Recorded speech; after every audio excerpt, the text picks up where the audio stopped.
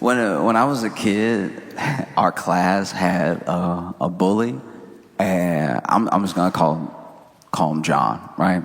And John, he bullied everybody in like a very run-of-the-mill way. Like this was very standard bullying. Like slap the books out your hand. What's that? It was blow, right?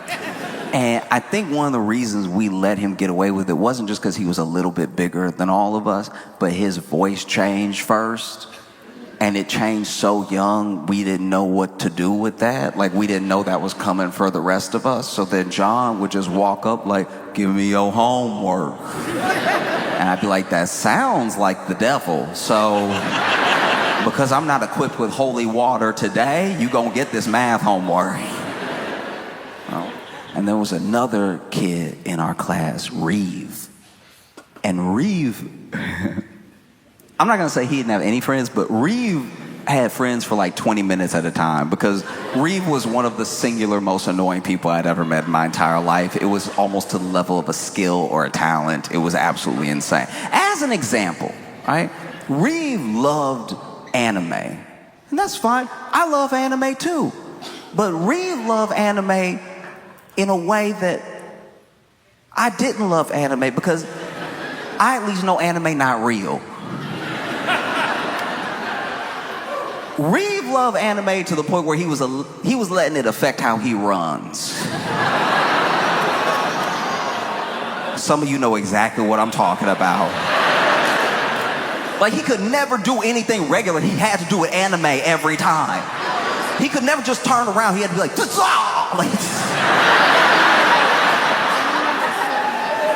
you ask Reeve a question, he doesn't know the answer. He can't just think about it. He has to go, It's like...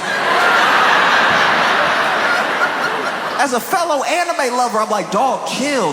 You making us look bad. Stop. Please. Oh, it was insane. And one day, we were at lunch, and Reeve was trying to make his carton of milk explode, right? With his powers. And so he holding his hand over the carton of milk, not touching it, holding it over.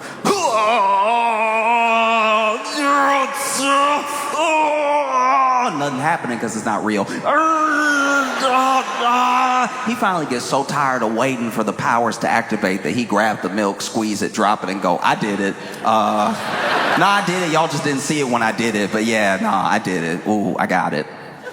Now, when he picked it up and he crushed it, milk went everywhere. And a lot of milk just spurted out and landed all over John. And John stood up, turned around, walked up to Reeve, towering over him, and was like, you got milk on me. We gonna fight later. And never before in my young life had I been so excited for violence. Because as word spread, people were taking sides. They were like, no, John gonna kill Reeve. And we're like, no, Reeve weird. I bet you he gonna scratch him to death. Like he has that X factor. We might be able to get rid of both of them at the same time. And so after school, we gathered around in a little circle in front of the two of them. They're about to fight, right? And John is like lumbering back and forth. And we knew John was strong, but he also, he moved slow. And he was moving slow pre-fight. He was just stalking back and forth like Mike Tyson in the early 90s, just like ready to do something terrible, right? And then on the other side of this imagined ring, Reeve is using his pre-fight time to power up.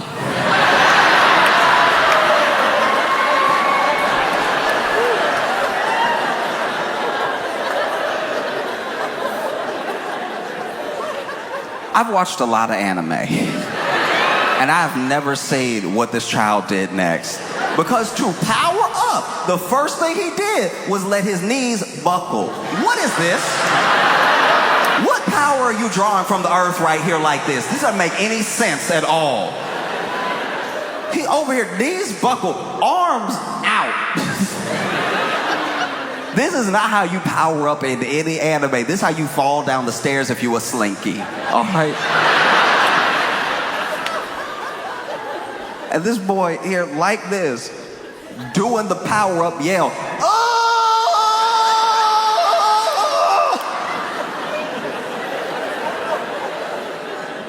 And then the fight starts, and the fight starts with Reeve attacking John, right? Coming right at him, but he coming at him in the power-up stance. So he over, oh!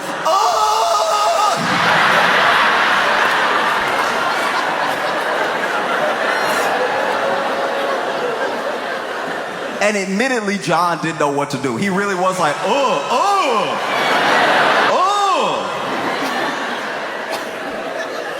And so they start fighting, and kind of what we thought was gonna happen happens. John is big, he's strong, but he telegraphs all his punches, and he's slow. Boom, but he's missing, right? And Reeves attacks.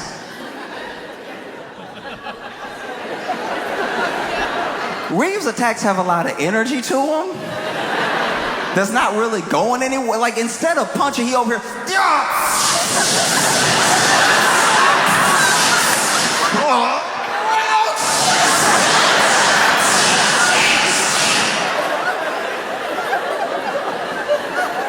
and so he's fast enough getting out of John's way, but he's not doing any damage. And so John over here punching air, and Reeve over here throwing air. So it's not really a fight. But I really was gathered around all those people, shoulder to shoulder, watching two of them go at it like fight. First time in my life. Fight. So when I think about Elon and Trump, right? It's like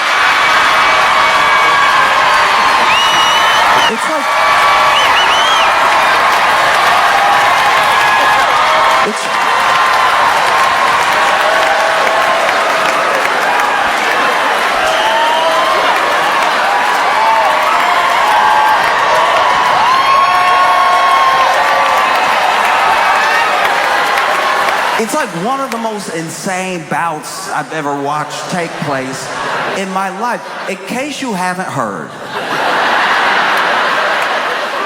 Elon and Trump are fighting. And it's like Christmas came early and twice.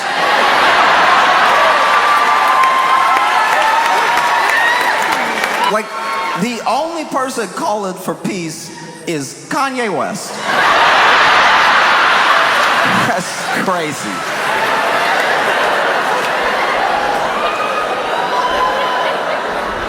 It's crazy. And we knew that this thing was bound to happen, you know? Because you have to think of who Elon is as a person and who Trump is as a person, right? And it's wild because one, richest man in the world, one, most powerful man in the world and everything, but they had a shaky alliance from the start because I don't think we gave Trump in the moment enough credit for how nice he was being to Elon. He was very nice to Elon. You know? Because Elon, weird.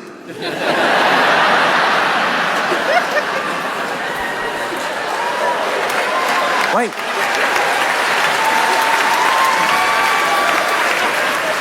Elon weird, and Trump didn't say anything about it the entire time. Acting like he didn't see it. Like, that's not who he is as a person. Trump is a natural bully. Like, that's what he does, you know? And he was very nice to Elon by omission. I'm not just talking about what he said, because Trump is always using superlatives if he likes you. If he likes you, you're the best, smartest, most amazing that's ever done it, right? That's how he speaks. But he was nice to Elon by what he didn't say. Because you gotta remember, Donald Trump is the same man who roasted the supreme leader of North Korea to his face. I don't know if y'all remember, it was like 2018 or something, and Kim Jong-un and him met up to have dinner and like talks and stuff like that, and there was a photographer there taking pictures of both of them before they sat down for the dinner, and Trump turned to the photographer and was like, "You making us all look nice and handsome and thin?"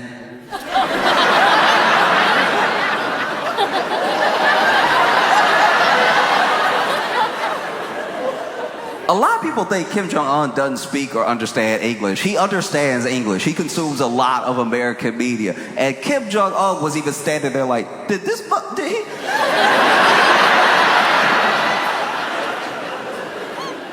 He know I kill people, right? Like,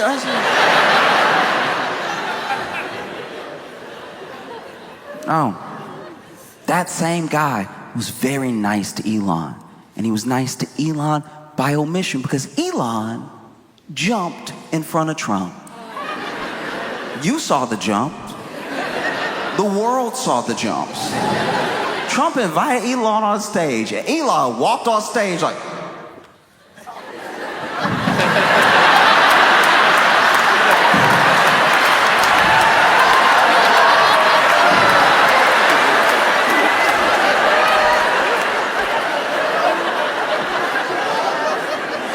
this man showed bottom belly in front of Donald Trump.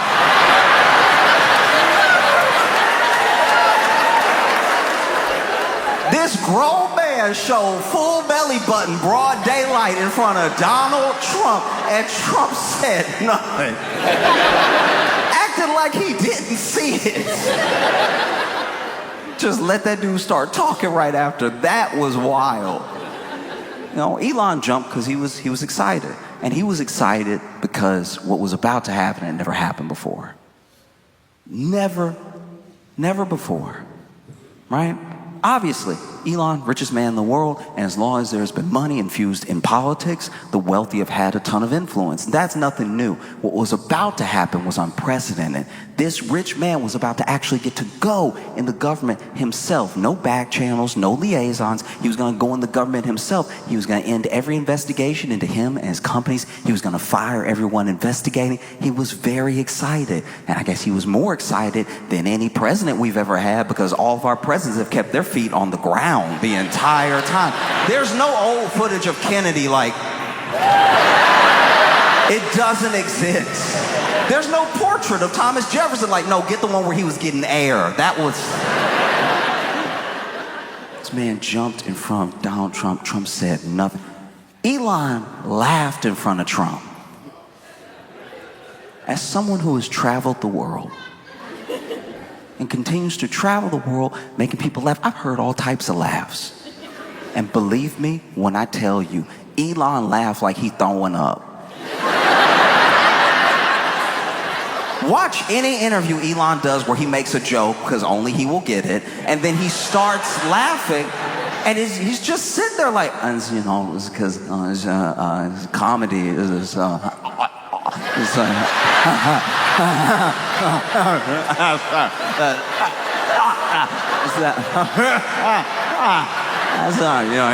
it's funny with jokes.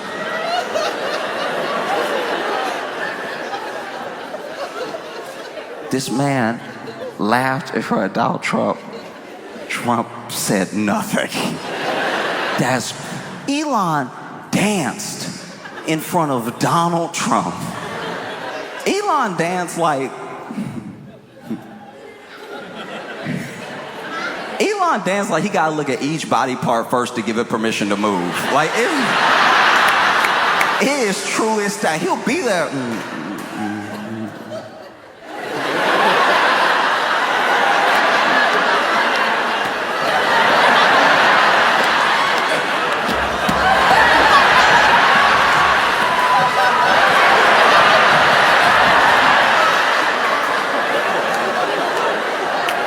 In front of Donald Trump.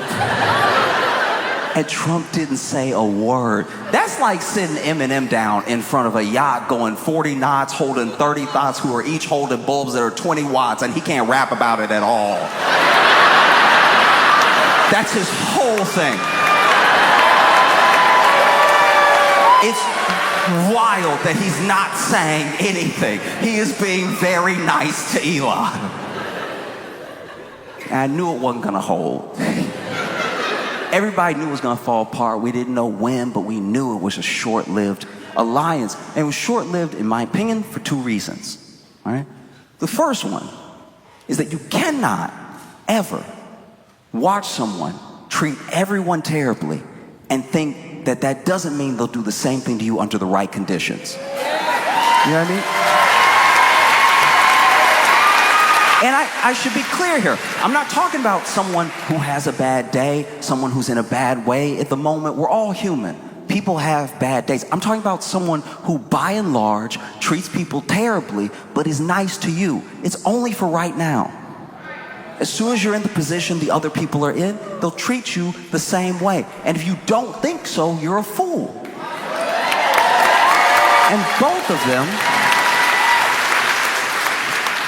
them, without exception, think that they are the exception. Oh no, I've seen him scream at everybody and, treat them like trash. It won't happen to me though. All right? One has the most money in the world. One has the most power in the world. But neither one of them have respect for anybody. And the three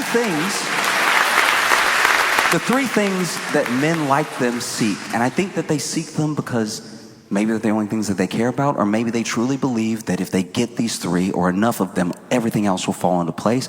But men like these men are obsessed with money, power, and respect. You can't have all the money in the world, you can have all the power in the world, but a lot of people conflate fear with respect. And they're not the same thing. You can be afraid of what someone could do to you with all of their money. It doesn't mean you respect them. You can be afraid of what someone can do to you with all of their power. It doesn't mean that you respect them. And you know it because as soon as the money is gone, the respect is gone. As soon as the power is gone, the respect is gone. And there are plenty of people. There are plenty of people I've known growing up in my life, men that I looked up to who did not have any money. And they didn't have any more power than enough to control themselves, but I respected them because of how they treated people, how they carried themselves. And respect is the one thing, one of many, that can't be bought and it can't be forced. And neither one of them really get that. And they don't respect anyone. So eventually this was going to come to a head. And I knew it was starting because Elon truly believes, he's even said so, that he bought Trump that election. He spent $250 to $280 million in the election. He believes, look, you lost the last one, you won this one. I'm the difference. I'm the deciding factor. I got you that election. And you're not going to convince a man like Donald Trump that you got him anything. He's like, that's my base. Those are my voters. They like me. They don't like you. You didn't get me anything. I'll gladly take your money, but you didn't get me the election. I got it myself. That was always going to be a sticking point. And so then Elon took that belief and he took it to a local race in Wisconsin. Right? And he was even doing like little $1 million raffles if you vote for the person who wants you to vote for. It was very confusing how it worked. Like I didn't get it at all. And he even went to Wisconsin, was stumping for this person, was there in Wisconsin. And then the candidate that he backed lost by double digits. And it's because people see how much money he has. He's the richest man in the world, but they don't like or respect him. He hurt that candidate by being there and by doing those raffles. It would be like if someone came to you, and let's say in this scenario, you're working and you're doing all right, you're getting by, and maybe sometimes it's paycheck to paycheck, things get rough, right? But someone comes up to you and they're like, hey, you just won the lottery. And you're like, what? I didn't even enter. Don't worry, we got you. What? How much did I win? $1 billion. Going from paycheck to paycheck to $1 billion. That's crazy. And you're like, there's got to be a catch. I didn't enter any lottery. What do I have to do? And they're like, that's simple. You just have to hang out with Elon for the rest of your life. And at least based on what those people did in Wisconsin, they were like, you know what? Actually, my job at McDonald's is perfect. I really like being customer facing. I like the rapport I have with my coworkers. Just keep that money and him away from me, please. Because he could not buy the race, because as much money, don't get me wrong, $1 million, ton of money. That's a ton of money. And people have done way worse for less, but at a certain point, people reach their breaking point. And they're like, no, I have enough respect for myself, I have enough respect for my community, for my state, to not just vote this way, just for some money from a guy who I know is a bad actor, you know? And once that happened, I knew it was probably up for Elon. Because he lost that race. He hurt that candidate by going there. And if there's one thing Donald Trump hates, is a loser. And you could see some of the shine wearing off of Elon. Because initially, when the administration started, they protected Elon heavy. Anybody said anything about him, anybody did anything, they were on it like that immediately. But then Elon started getting on people's nerves. You know, initially, when they won, somebody would ask a question, they'd shut it down to the media. Elon is a patriot. He's helping clear this government of waste, fraud, and abuse. You leave Elon alone. And then people started to rebel against Elon specifically through Tesla. Tesla's stock started plummeting. People stopped buying Teslas.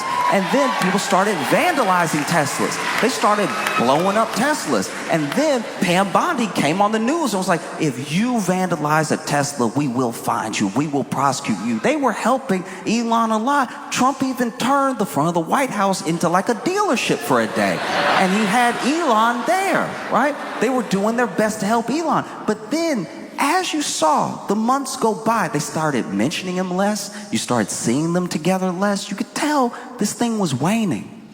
And then, how I know that they had stopped protecting him, his 130 days was up as the Doge, like, daddy or whatever. Like, I don't know what this job is. Like, depending on who you ask on what day, he's like an advisor, but he's the leader, but he's not involved. It's like, it's all very weird, but he can only do it for 130 days because as America, we only have like 3 laws left, and one of them is that you can't be in a made-up position for more than 130 days. And so it was like time. And so it was time for him to go, right? And it being time for him to go, he asked Trump if he could stay. And Trump was like,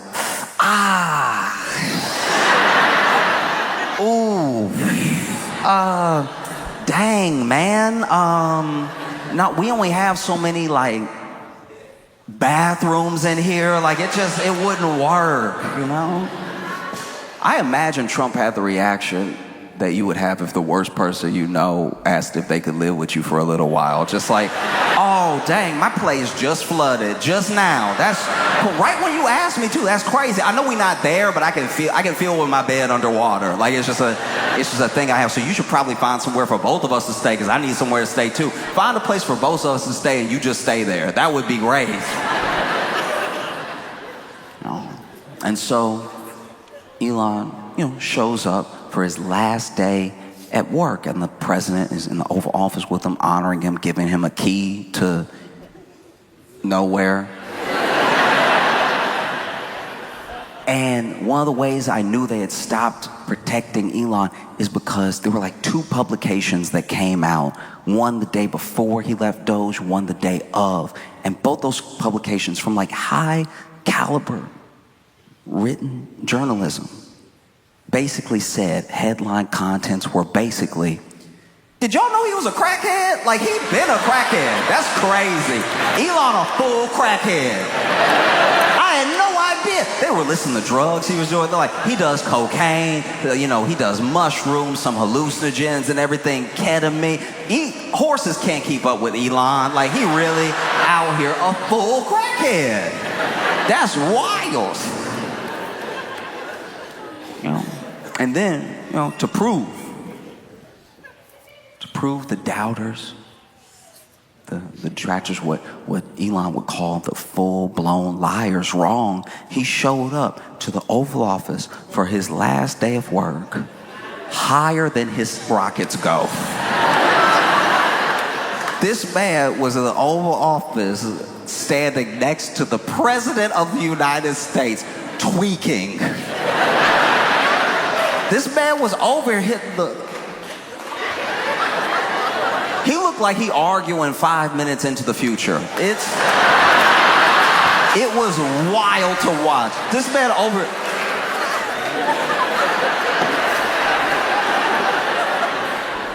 could not stop moving. At one point, the only, like, you have to watch the video, but like, the only way I could describe it is he felt like a slow Michael Jackson, right? Like, just, he was just over here like,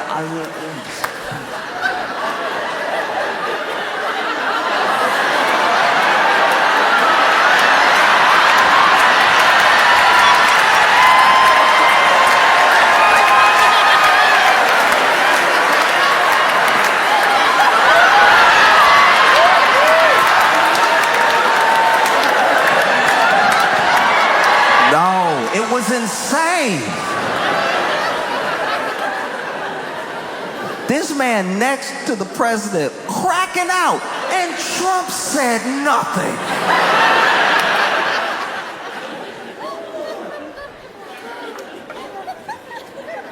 And then he left, you know. He left, and I'll admit to you right now, I thought it was like a PR stunt. I really did. I thought that he was leaving, and then he'd just keep running Doge in the background, and this would take some of the heat off of him. Now you wouldn't think of him so directly. People wouldn't attack his businesses so hard, because in the time that he entered politics to present, he's lost somewhere around like $100 billion or something like that. And it's all like a valuation thing. It goes up and down, but you could see that at least the boards of the businesses that he was on are genuinely worried, even if he doesn't care. So I thought he was gonna leave politics for a little while, keep working in the shadows. Maybe the stock would go up a little bit, but nothing would really change. And it turns out that was not the case. He had really been getting on people's nerves. Like hard.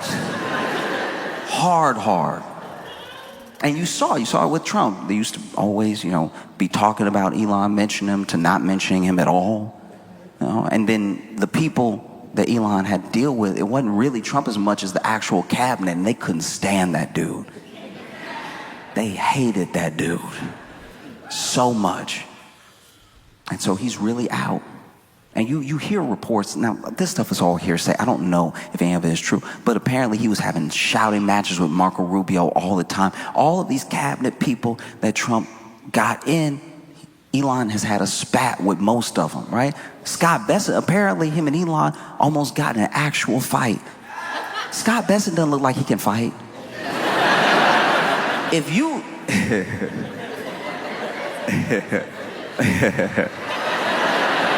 If you don't know what Scott Bessent look or sound like, just imagine if like printer paper came to life. Like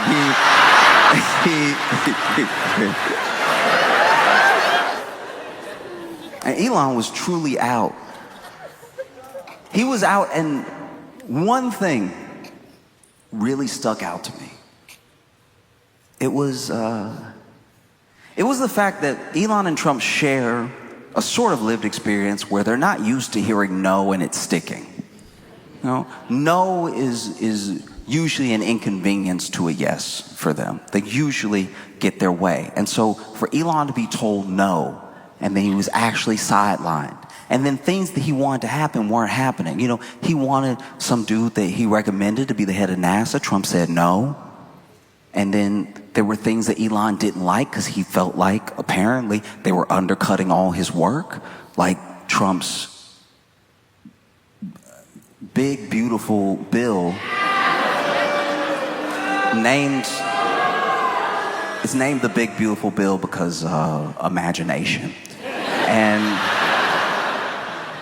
And Elon has hated that thing, I guess, for a while.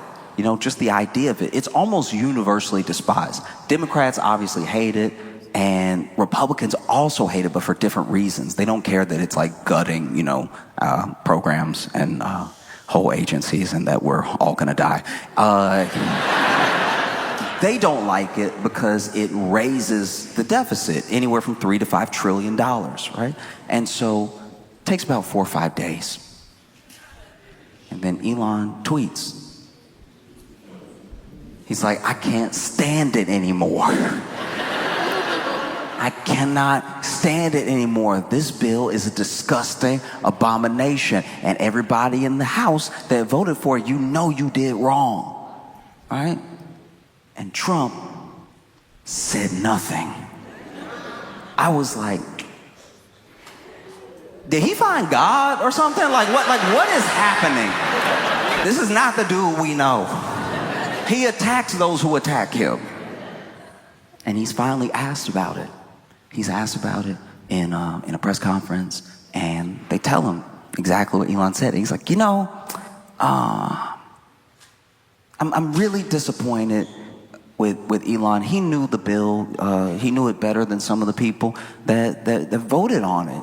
He knew this bill, and he knew it was going to be cutting, his electric vehicle credits like that. Maybe that's what he's upset about. I have no idea. But in case you don't remember, I was very nice to him. That dude showed up with a black eye. I didn't say anything. Because he did. Elon showed up for his last day of work, high and with a black eye that Trump just fully let go. He didn't point at it, didn't motion to it, nothing. Was very chill about the black eye. And then, in the Oval Office, these are some of, not all, but some of the top journalists in America. Obviously, they have questions for Elon of what his plans are. Now that he's leaving Doge, he's going to spend all his time on his companies. They have plans to ask Trump questions about what he's going to do with Doge now that Elon is gone. What's the future of it, right? But these top journalists, the first question that I at least saw them ask was, what's wrong with your eye? Like, that's... Nobody gonna say nothing? Like, his eye.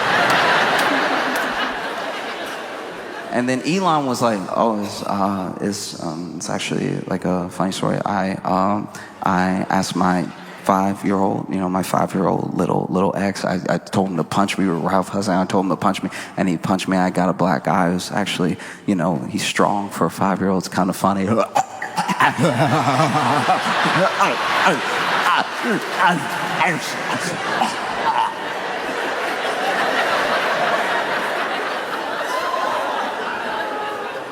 Elon said he had a black eye because his 5-year-old punched him. That's a crackhead story if I ever heard one. That is a full crackhead lie. You must have the most synthetic skin known to man if this 5-year-old is out here dodging and giving black eyes. Oh. And so Trump was like, look, maybe we'll go on to have a great relationship. Maybe we won't, because that's the thing. People come in here with us, they like being here, and then when it's time to go, they either embrace it or they lose their minds. You can tell who broke up with who by how people move after a breakup. You know what I mean? Because while Trump is talking, Elon is tweeting. He's tweeting, and it's a lot. This dude goes all the way back to Trump's old tweets from like 2013, 2015, where he's like, I can't believe what they're doing with the spending bill. This is such irresponsible spending. If you have this much of a deficit, you won't have a country. And he's going back and showing all these old tweets, and he's quote tweeting them like wise words.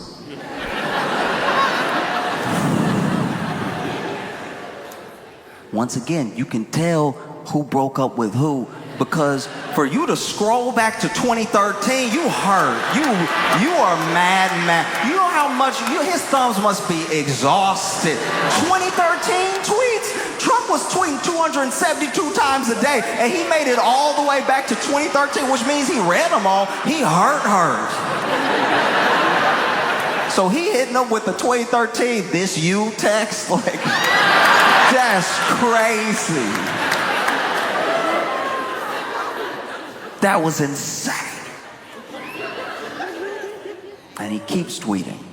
He's getting madder and madder. I don't even know what's happening in the background, but he is tweeting himself down a tunnel because every time he tweets, Tesla stock drops by like $13 billion. It's just going down and down and down and down. And he's tweeting up a storm, right? He even tweets out, he's like, you wouldn't have won without me. Okay? If it hadn't been for me, Republicans wouldn't have won the House. The Dems would be in the House. The Dems would have the White House, and you'd have a slim majority in the Senate. You ungrateful.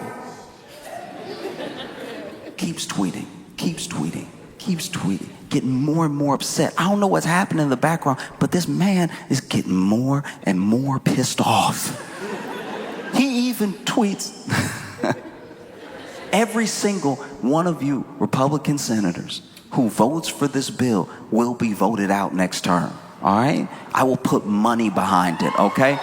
He over here, honestly, Elon over here talking like he won the people or something. Like, I was like, what is happening right now? What do you mean, we, dog? Like, make me uncomfortable.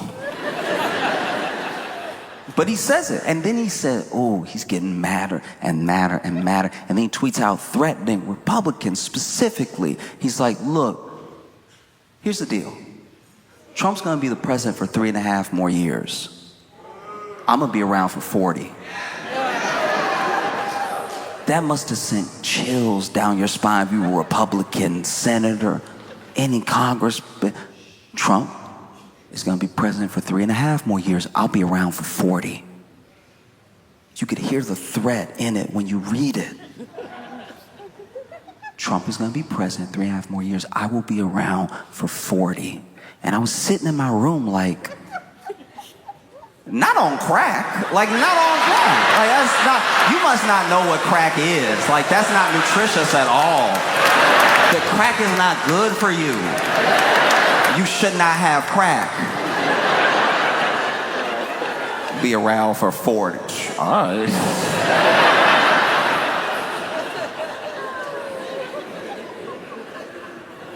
Oh, it's insane. And then Trump finally tweets. He's had enough. And you can tell he's had enough because we know the type of man Trump is. We know the type of figure he is, the type of president he is. He's had enough of this, and he's been holding back. He's been very nice to Elon. I'm sure in his head he was like, I've been very, very nice to this dude. Elon acts and moves like he snuck into a body.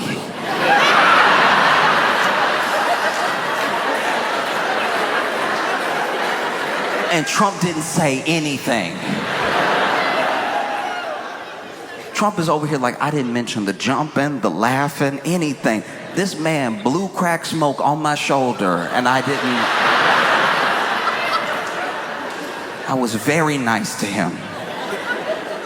And so then Trump tweets out, he's like, hey, yo, one of the easiest ways for us to save billions and billions and billions of dollars is just get rid of all of Musk's government contracts. That would do it quick.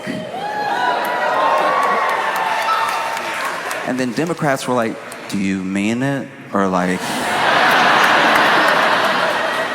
are you just mad or you mean it? All right, I was just asking. Okay.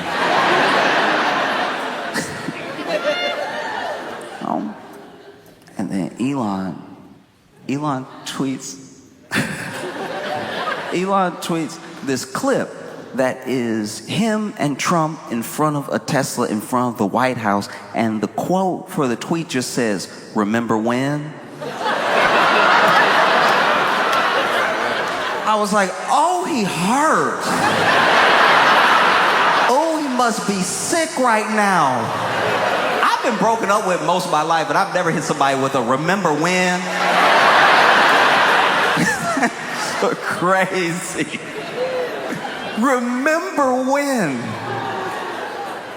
And then Musk tweets again. He's like, hey, since Trump wants to threaten my government contracts, how about SpaceX just goes ahead and disassembles Dragon whatever ship right now? And that would be all well and good, except there are 4 astronauts in the International Space Station right now that are probably floating like, what did we do? Like that's, I'm not in this at all.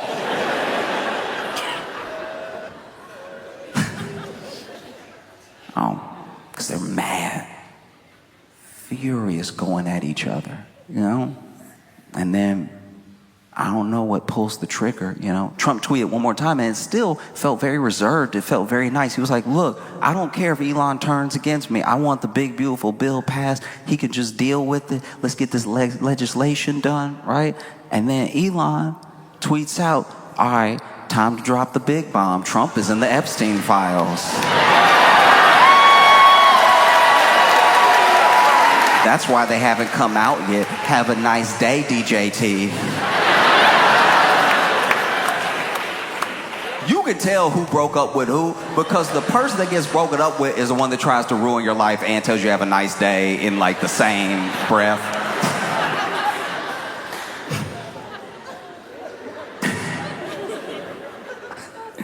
Oh, that's crazy. That's gonna be a hard one to dig yourself out of, because Epstein is like the burrowing ground. It is the conspiracy 101, right? So many people had podcasts, had hours of content going over Epstein, talking about who might be involved, who's in the Epstein files, who's in the Epstein log, his little black book, all that stuff, going over and over and over it, getting people really feverish over it. And then some of those same people, because of who they are and because who they're connected to, they get in office. They get into government office through Trump, right? That was a mistake, because even the hardcore conspiracy theorists knew. When Elon tweeted that out, Trump is in the Epstein files. That's why they haven't come out yet. Almost right underneath is Alex Jones saying, God help us all.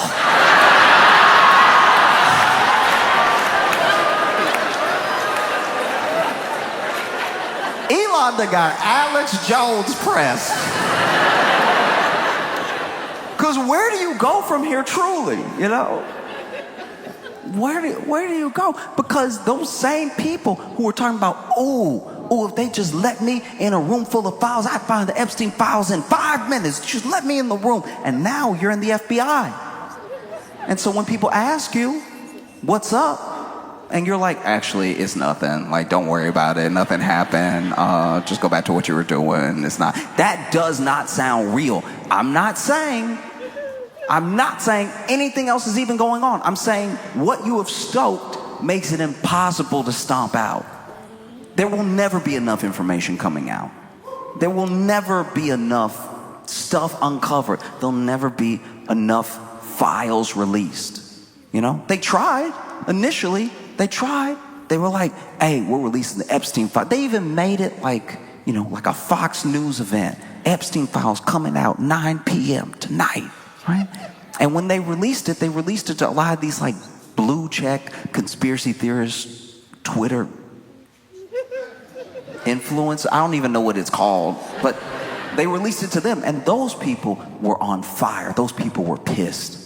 Because when they actually opened it and they read it, because they meant it. These are true believers, by the way. These aren't people that are like part of the grift. They're reading it and they realize that everything in these things has already been released already. There's no new information in these things. In fact, they did such a bad job of trying to make it look real that they redacted stuff that was already public. And that was, for that conspiracy theory group, very weird. That was very, very weird. You know?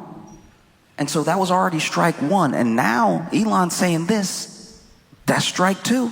Because it's not like that's new information. We knew that Trump was involved with Epstein. There's literally video of them partying together and stuff like that, like on MSNBC from 1992. Like, that's not news or anything. But when you're a conspiracy theorist and nothing is enough, nothing is enough. You know? And so then in the background, people are trying to chill this thing out. There are White House aides, there's Elon's assistants trying to get these two to mediate, not make it any worse than it is right now. You know? And as of the time I'm talking, there's a lot of stuff that Elon's taken down, like tweets that he took down. And even Trump is trying to be very nice to Elon. They asked him his first interview since all this happened. And he's like, look, I don't know. I'm just trying to run the country. I wish him well and everything. I don't know anything about his drug habit and him being a full-on crackhead. That's not any of my business, right? So publicly, he's putting on a very good face. He's trying to be very professional, very presidential. And apparently, rumor has it, privately, he is calling everybody he knows, like, you know he a crackhead, right? Like, no, he blew the smoke right on my back. I had to get my suit cleaned. And look, I'm not saying that this is the end of either of them. I don't know if they'll reconcile. I don't think that's even possible. I just know it's the first time that I'm standing shoulder to shoulder with a bunch of people, watching two people go at it like fight. Yo, Detroit, y'all been amazing. Thank you so much. It does feel like this Epstein thing is going to go on forever.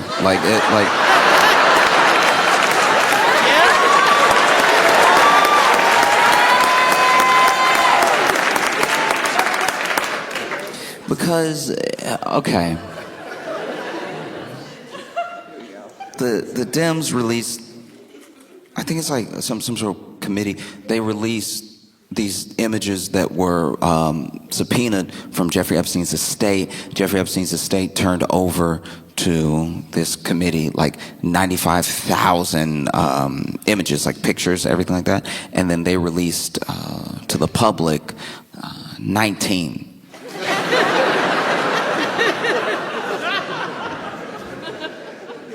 Which seems maybe only one person's working today or something. Like maybe there's like a thumb in most of the shots on the rest of the pictures.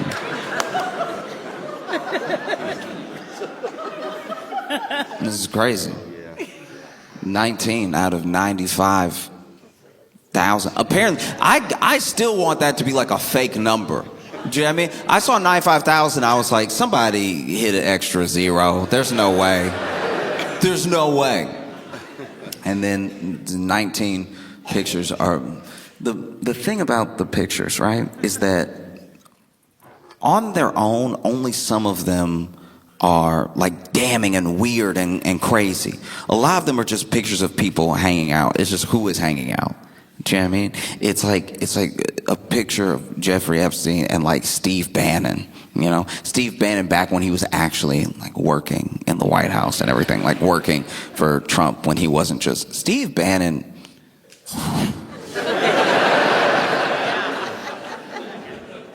Sometimes you look at somebody.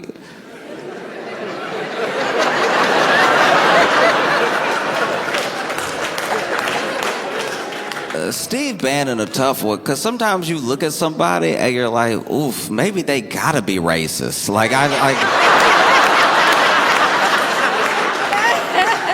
don't know. If I look like that, I'd probably hate everybody too. I'd probably, look, I'm not condoning racism. I'm just saying, like, look, no one else looks like that.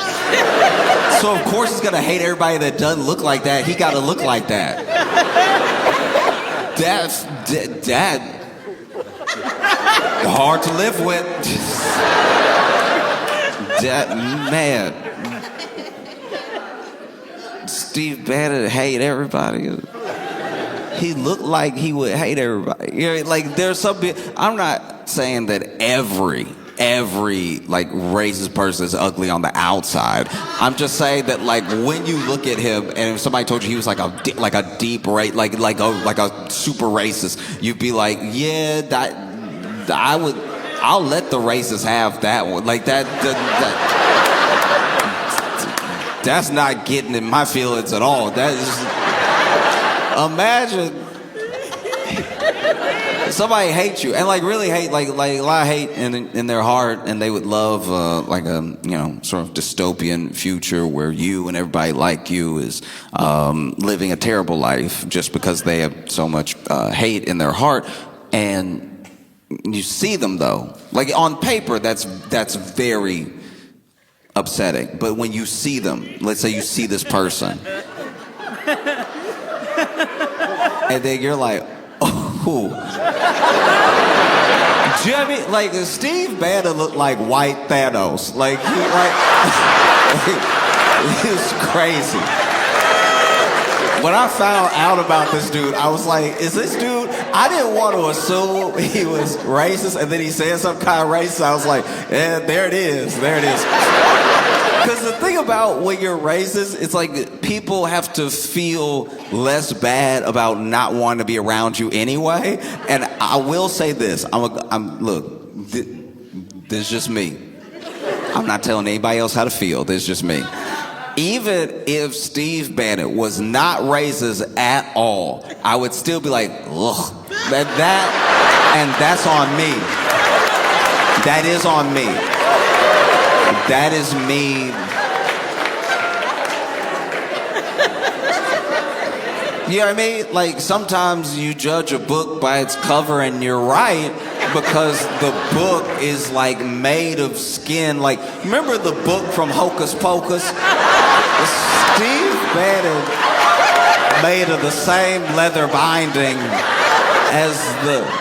Why he always look wet? This man... You see what I mean? He looked like if Sweat woke up and started walking and talking and being racist. Like, it's just... Man. You look at Steve Bannon and you're like, no wonder the Klan wore sheets. Like, there's people that you see sometimes and you're just like, woof, wooga, booga, ooga. And Steve, I said all that to say Steve Bannon is in pictures with Jeffrey Epstein. It's like, that's also not good. Because it's not like you could convince anyone you were anyone else. Do you know what I mean? There are people in the Trump administration that look like other people. You know what I mean? Like Sean Duffy to me looks like every coach I've ever seen. Every like youth sports coach, I'm just like, yeah, maybe.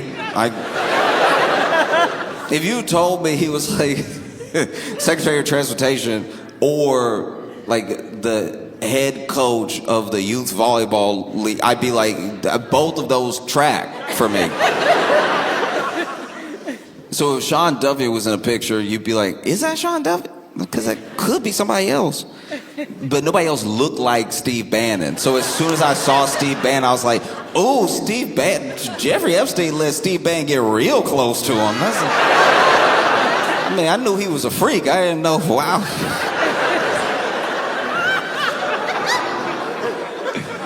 Oh, man. And then you see like Jeffrey Epstein with plenty of other people. You see pictures from the island and stuff like that. You see Jeffrey Epstein in pictures with Woody Allen.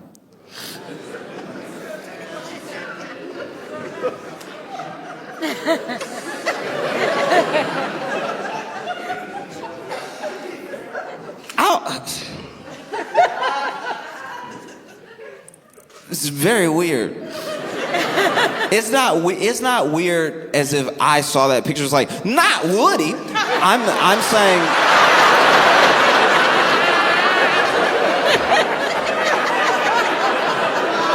I'm saying it's weird in that you see Woody Allen by himself, and maybe you're already like, ugh. And then you see how people fight it. We know everything with Woody Allen. We don't even need a rehash. We know. And then you see this, and you're like, I know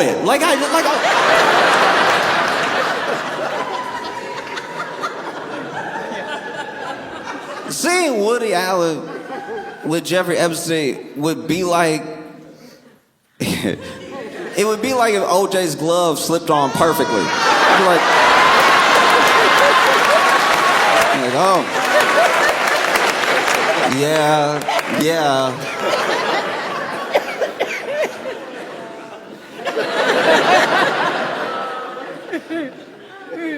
Woody Allen. I forget about Woody Allen all the time. And then something reminds me of Woody Allen, and it never doesn't remind me what Woody Allen is like. Do you know what I mean? There's never, I don't know, maybe I don't watch enough movies, but I've never been like, a new Woody Allen. Like, no, the thing with the daughter, and it's top of mind. You know,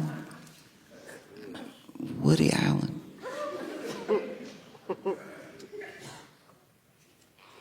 What would they have to talk about? Like, and then there's, there's a picture of, I think it was like Bill Clinton and Ghislaine Maxwell together, like a group picture and everything. Hillary, not there. Yeah. Hillary, not the, man. Every time Bill not with Hillary, he get in trouble.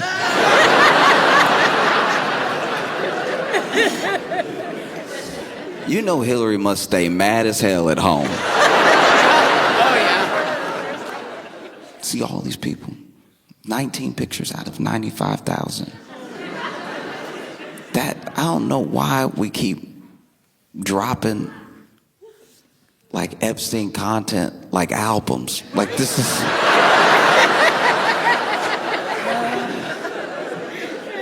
Oof. No, this is bad. I don't even know what to do with this.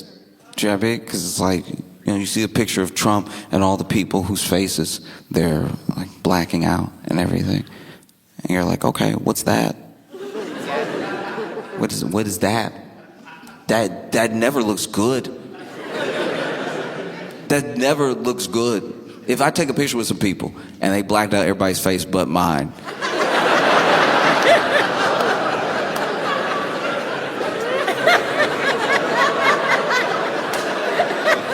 there's no smile, there's no demeanor you can have when they blacked out everybody's face but yours and look like innocent. Like there's no way that it's not happening. If I take a picture with people and they black out everybody's face but mine, either I did something or they did something. You know what I mean? There's no, like, even if you look happy, blacked out everybody's face but then you. Blacked out everybody's face and then you. There's no scenario where you don't look like you did something. They blacked out everybody's face but yours. It's not good at all. And then you see these weird inside jokes they had and everything. It's weird stuff. It's upsetting, weird, and it's crazy to me. It is so insane to me that out of this multi-billionaire cabal of predators, that somehow amongst all of them, because you're talking about like what would normally be serious conspiracy level stuff, like would be on TV type of, these people, every single one of them, so far as we've seen, right? All of us, whether you've only like delved in it a little bit and you've just seen what was on TV reported on the news, or whether you dug deep yourself and you've researched a bunch of all the people involved and everything, it is insane that out of all of these people, billionaires the world over, right, having ties to each other that are just through Epstein, don't make any sense, that somehow all of these people, every single one of them does not know how to draw anything. Like they cannot draw at all. It's terrifying how like the drawings they do aren't even motor skills. Like this is, I don't know what I'm looking at half the time. Like even that thing that Trump supposedly drew, but then they're like, we have proof he drew, but I don't even know. I don't even know. I really don't know. I assume he drew it, but I don't know if they finally like said, because he said he didn't draw it. But then when you see the drawing, you're like, he drew it. That looked like, it looked like something he would draw, because it's like the way it doesn't look like a person. It's like, I would like to think that not only did Donald Trump draw that, but that is how he sees people. Like it would make more sense for the country if Donald Trump only saw things in cartoons. That would be pretty good. If you went inside his head and it was like, oh, everything looked like Dilbert. This is crazy. Because doesn't he seem like an Adventure Time type president? Like, just like, he looking around, people are like, this is serious. And he's like, I don't know. He looked like a dragon. I mean, it's like, sir, that's Steve Bannon.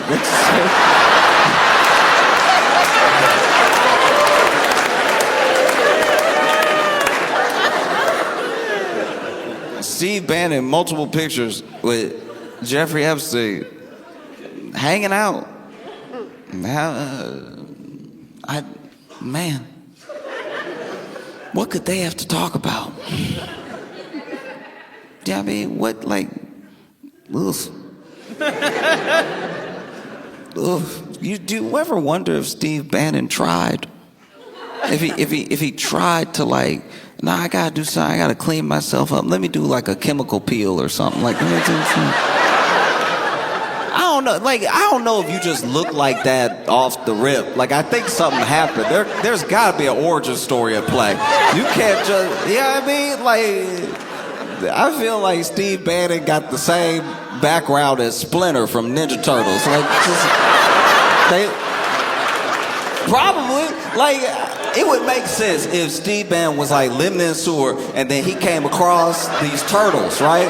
And these turtles, he started taking care of the turtles. He thought about eating them, but then he was like, nah, I'll take care of them, everything. And then there's like this toxic waste that they were all exposed to, and he put the turtles in it because he was like, I lived. And so then the turtles got like a special, physical intelligence for martial arts, and he went off and joined the White House staff. You know what I mean? Like, I don't know. He just doesn't look like I've seen Steve Bannon say like dog whistle racist things and been like, bro, you don't need the dog whistle. Like, this one's all you. Like this. Steve Bannon is what you imagine when you imagine like a deeply, racist person. You know what I mean? Like, it's like you look at it and you're like, oh. I would rather it be that way. No, it's just convenient that his entire shape aligns with his views. Like, it's just, if you really have never seen Steve Bannon, he looked like, a Sphinx? He looked like, oh my God. He looked like the head of a frog and the body of a wildebeest and the legs of a chicken and the hands of like a mole rat. You know what I mean? I feel like I don't know, Steve Bannon just seemed like he bite ice cream. You know those people? You know those people who can't even enjoy a treat without being a psycho? You know what I'm talking about? Like, Steve Bannon looked like he bite an ice cream cone in the face. Like, he just attack it.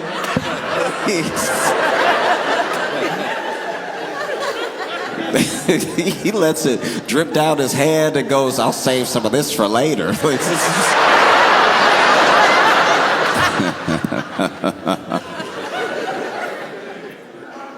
It is crazy how you will be doing your best to get your life together as best as you can. And it is unfair that anybody can make you their emergency contact.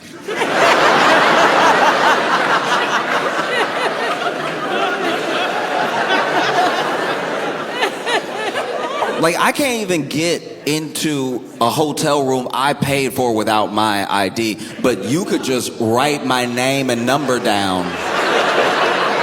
And now all of a sudden I'm who they call if you get busted up. Like, This is a crazy system we've created. What if your emergency contact don't like you? We didn't think this through at all. This is. I mean, it's indicative of a less than stellar healthcare system. But your emergency contact should be somebody that you trust. Should be somebody responsible.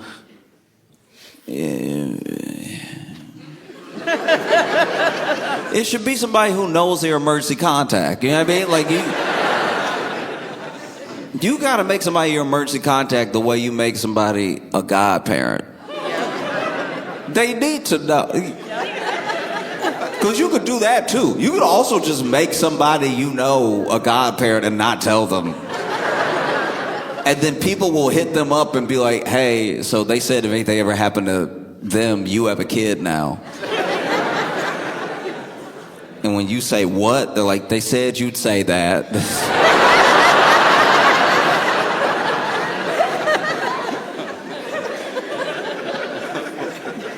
What? In what world? I was made the emergency contact for a friend one time, and I was like, I don't know what he expects me to do with this. Like, they called me and they were like, hey, you're his emergency contact. I'm like, all right, what was the emergency? And he skateboarded off a roof.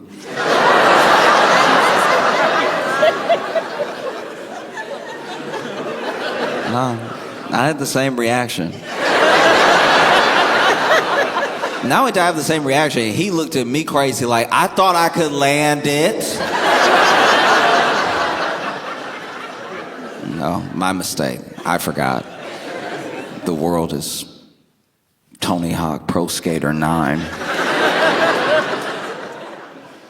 That was crazy though. I thought I could land it. And so I made them call you on a Saturday. That's the other thing too. You can make your emergency contact somebody so that the person who should really be your emergency contact doesn't find out.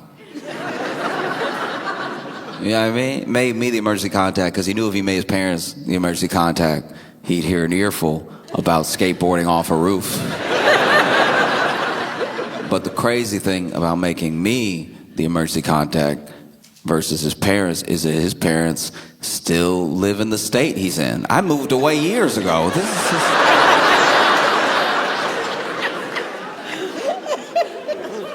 I don't even drive. What do you expect me to do for you? Do you know what I mean? Like, you would be better off just telling me to put you on the prayer list or something. Because even the person that called me, even like the receptionist that called me, I was like, so am I supposed to do something?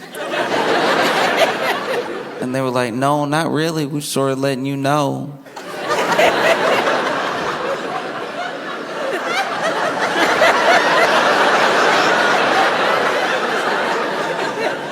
I was like, wait. So you called me. He's alive, right? Like, he's alive? And like, yeah, I mean, probably gonna be discharged in a couple of days. I was like, oh, okay. Is anything broken? And like, yeah, his leg. I was like, oh, okay, so not his hands or his mouth.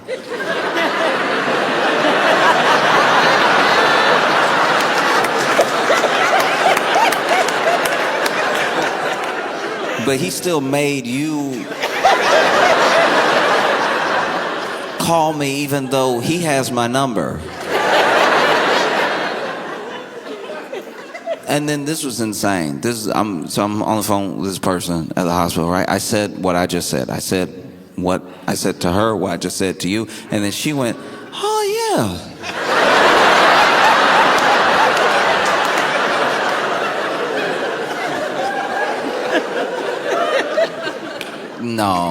No.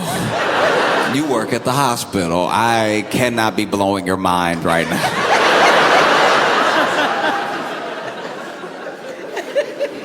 That is terrible.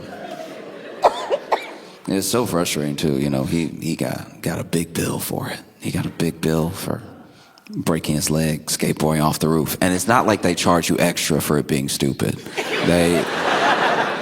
They charge you what they charge you based on, insurance, network, deductible, all stuff like that. It would, I think by now that I'm an adult and I know what any healthcare thing is, right? Because when I was a kid, I would just go to the doctors. My mom took me to the doctor because she was like, I don't know, right?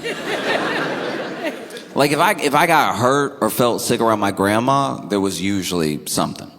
There was usually a remedy, something passed down. I remember one time I had a wild lump in my throat, to the point where I was I wasn't necessarily having a lot of trouble swallowing. It was just very present. It was making me deeply uncomfortable. And then she was like, oh, okay. I'm thinking in my head, I'm gonna have to go to the hospital because I'm like, I've never even heard of this.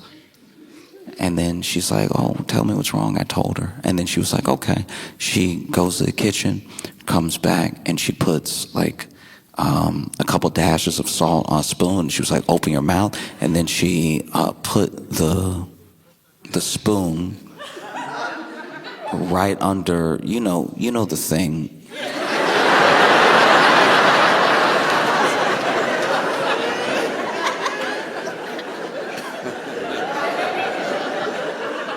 And so she put it on there, and I was like,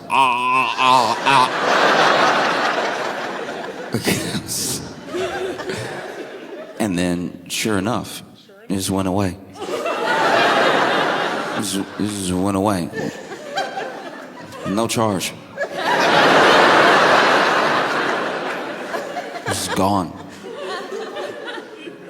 It's crazy, Meanwhile, you go to the doctor, and you ask the doctor what's wrong. And the doctor's like, I have no idea. I don't know you. We just met and you just told me what's wrong. Why would I know? Do you think I'm magic? Why would I know what was wrong? I have no idea what's wrong. I'll run some tests so I can find out, which is logical. That does make sense. That does sound like science. I don't know, so let's run some tests so we can find out. All right, we're all human. We can't all just guess and be right. How much will the test cost? I don't know. Why would I know that? It's a test, and it's a test for you, which is gonna cost different from everybody else. Don't you know that? You idiot. Don't you know that the test costs whatever we say it costs after it's been done, so that way you can't really make a decision on whether or not you can afford it? We're just going to tell you later,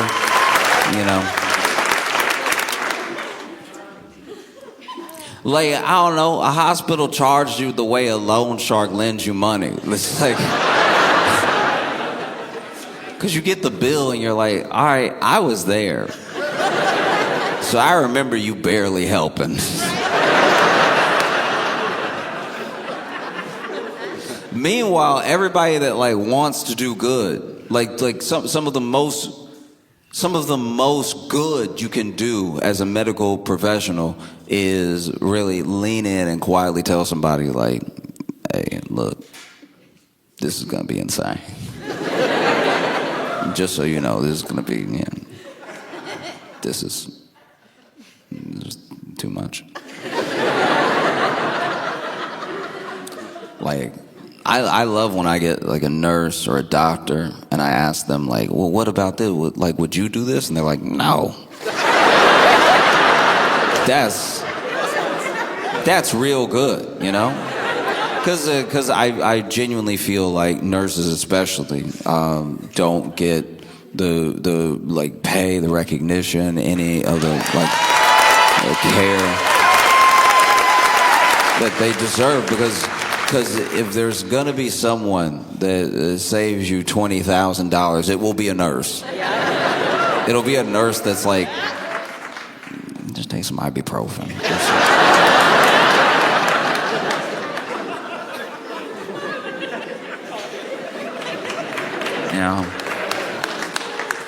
Or sometimes you end up in a bad situation because you get charged this insane amount in this incredibly frustrating way, whether you got good care or not. That's devastating. Imagine you have to pay all this money, still don't even know what's wrong. You know, it's crazy. Because then I've been in situations where, I was at the doctor and I was like, this is bad. I can tell this is bad. And not bad as in my health, bad as in like, I don't think he a good doctor. Like I could like, and I'm not saying this is a medical profession. I'm saying like some of it's presentation. If you're a doctor, I don't want to hear really think about what you're gonna say before you say it, and don't hit me with the uhs and ums when you're telling me something, because I'm asking you. I don't know. So if you're like, it might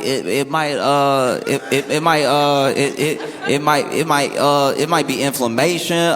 It could be stress. It could be. It's like, okay, we're just guessing in a room together.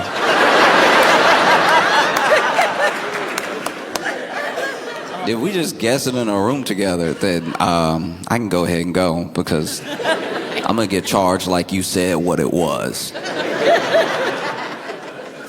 No. It's crazy. It does not have to be like this. It doesn't have to be like this at all. And because you go to any other country and it's different. I'm not even saying it's always better, but it's different. They're like, oh yeah, we do it a different way where you don't die. You know what I mean? We do it this different way where, like, yeah, technically our healthcare is expensive because you have been, taxed to the point where it's already all in the social safety net, and the safety net catches you. Is the whole point of the net. And then when you come here, you don't have to worry about an arm or a leg in payment when we don't know, because we won't know. We won't know here either.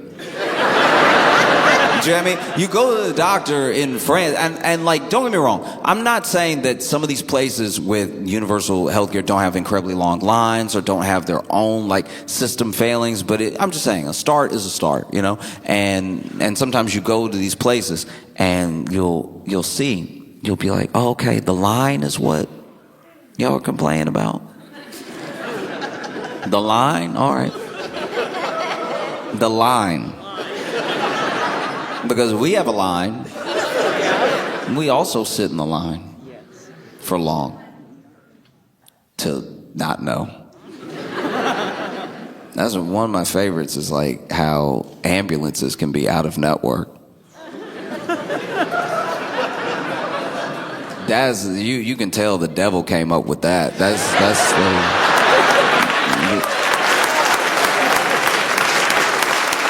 And look, I'm not saying I know everything about this. I'm just saying this is my understanding. I hope I'm wrong. I love being wrong. It's usually a better world when I'm wrong. I love being wrong, but from what I understand, there are like ambulances that are not covered that will then take you to hospitals that are out of network, which just makes the whole thing more expensive. It becomes like a $9,000 Uber ride to the hospital. And I don't know, I feel like it's tough. It's tough because it's like, how are you gonna tell them? Like, let's say you hurt yourself. Let's say you get hurt and maybe you're even like knocked out or something. So then somebody calls an ambulance. It's scary. You don't want just to witness somebody dying right in front of you. So you call an ambulance. The ambulance comes and picks this person up, takes them to the closest hospital and everything. And you were unconscious. So you couldn't tell them, I'm not getting in the ambulance. I'll walk. I will walk and die before I get in there. Because then every time the wheel turned, that's like $200. And then you got the nerve to try parallel park at the hospital. Get some extra turns in. No. But you couldn't do that. You couldn't protest that you didn't want to get in this ambulance, that you didn't want to go to this hospital, it's out of network. Maybe you even knew that, right? And you couldn't You couldn't stop it from happening because you were knocked out because you skateboarded off a roof like an idiot.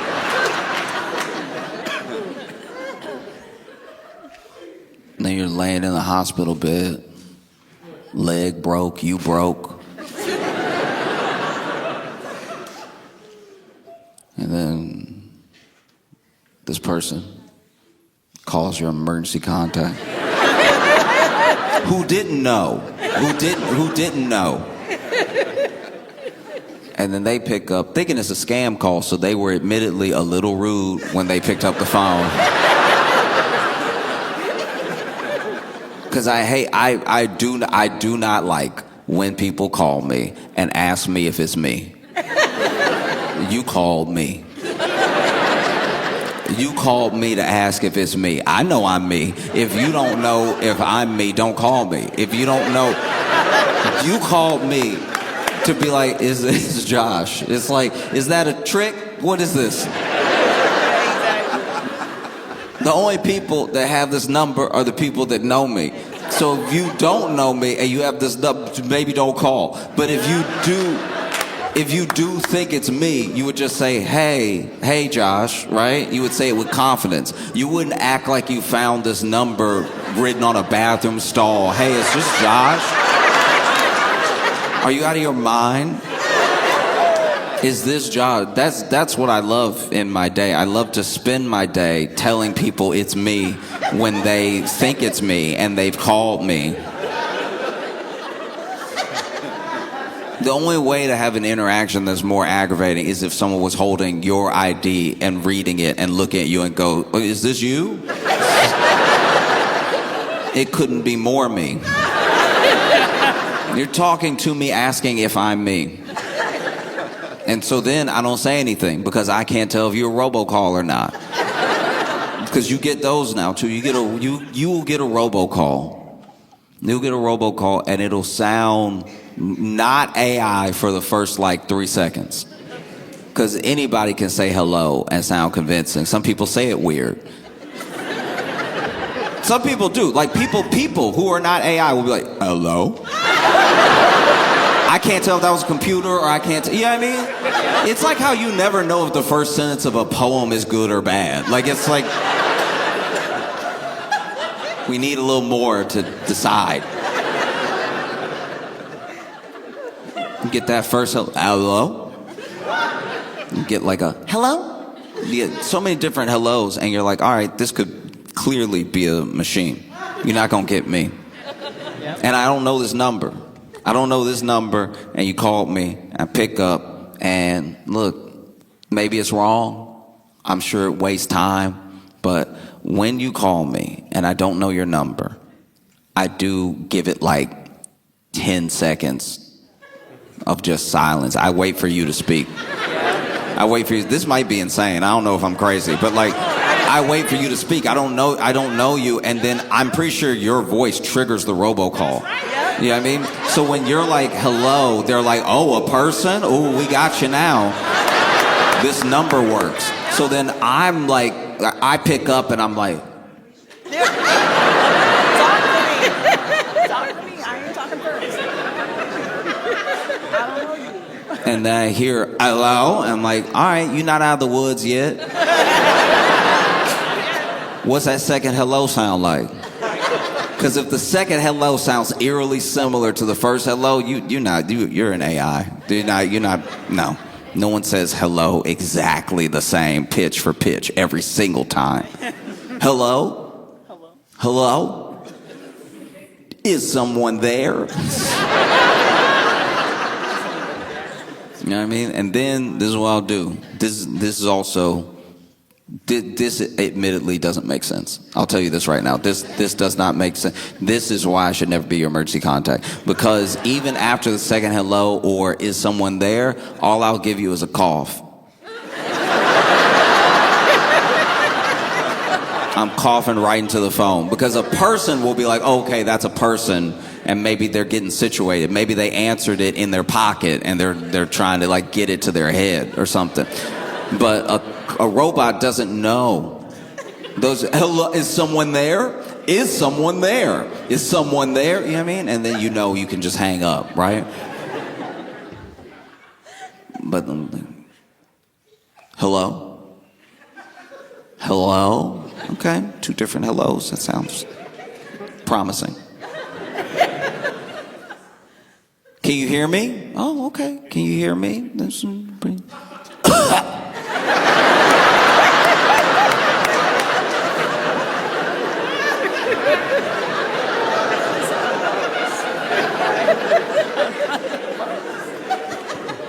You all right? Oh, okay. All right. Okay.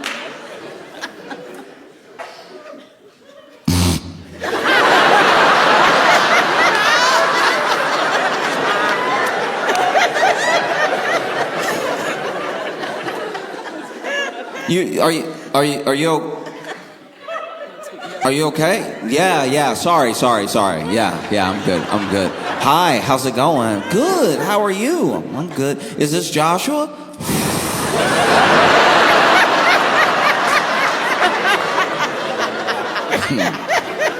I know you don't know me, but you're already trying my patience. Who is this? Because tell me who you are. Don't ask me who I am. This is my phone and I'm already in it. Like, I'm already in my phone. You're a visitor in my phone asking if... Imagine somebody came into your house. They walked inside and they were like, are you? You'd be like, I have to shoot you now. I have to, like... Tell me who you are. If you broke into my phone, tell me who you are. Is this Josh? Yeah. It's Josh. Oh, okay. We're calling from blah, blah medical. And you were listed as the emergency contact for your friend. And I'm like, oh, okay, that's interesting. That's interesting, because I didn't know that I was his emergency contact. That's wild. You can just do that to anybody that you want. It's crazy. You can make someone your emergency contact while owing them $200. And that's wild. That's wild, because when I need to emergency contact him for my money, there's no answer. That's crazy. That's crazy. You know, when I have an emergency of funds from the funds I don't have from the $200 I lent him, somehow, wow, can't get a hold of him. Line isn't working. But when what did he do? He skateboard for a roof. Huh, okay. Probably bought that skateboard with the $200. Do I need to do anything here? Is there anything I'm supposed to do? Like, am I getting charged for this call or anything? They're like, no, you don't have to do anything. I'm like, okay, good. I won't be doing anything. Because I just want you to know something about your patient, that he is a coward, all right? Because he has my number, but he knows that if he calls me, I'll ask him why the last text message I sent him about the $200 was left on red. And so he had you call me, like I would forget. Why don't you call his parents? They live in the state. They could come pick him up or anything. And then I don't know what's like protocol or anything. I feel like because I do my best in real time to have like a real interaction with a person, like people are so used to pleasantries on the phone, especially like in a professional setting, like nurses, doctors, everything like that. I think that because of my general demeanor, or maybe the fact that I seem like I could hang up at any moment, or maybe she was as sick of my friend as I am. I don't even think she was supposed to tell me this, but she was like, oh yeah, because I asked, well, why don't you call his parents? I can give you their number. They're not even my emergency contact, and I can give you their number. They would be more interested in this whole ordeal. You know what I mean? And then she tells me, she's like, no, they're here. It was their roof that he skateboarded off of.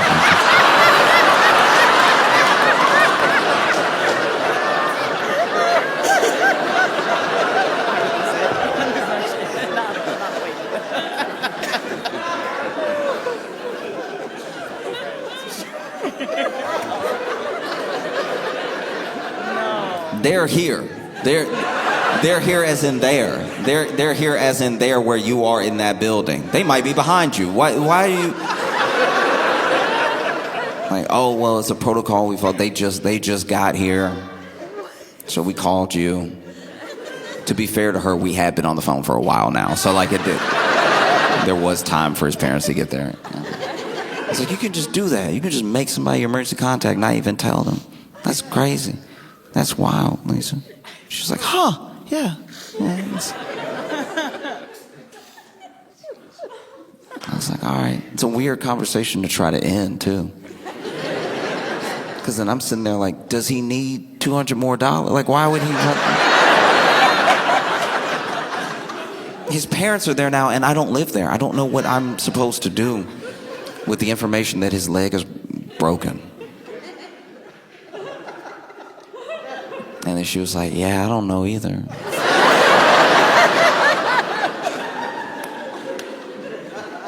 I told her, I was like, I hope you have a good day.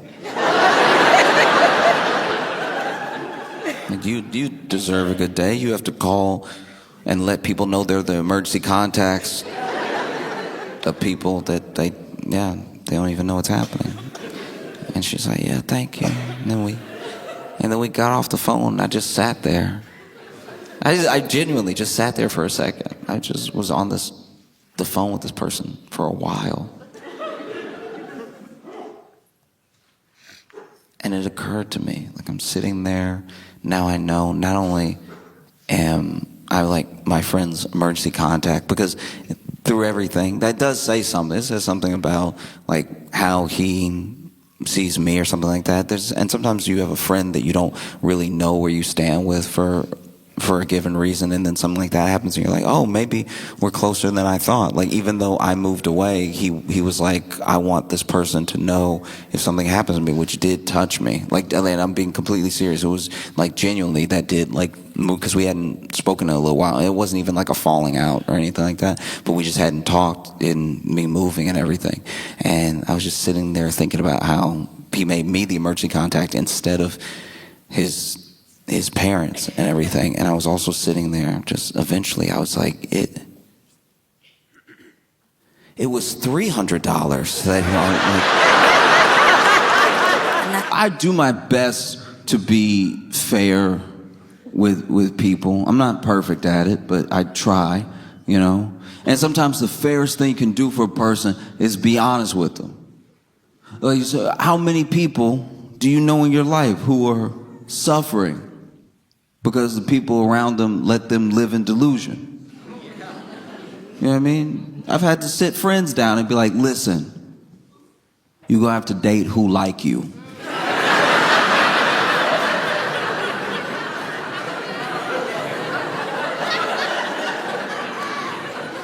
There's no way around it.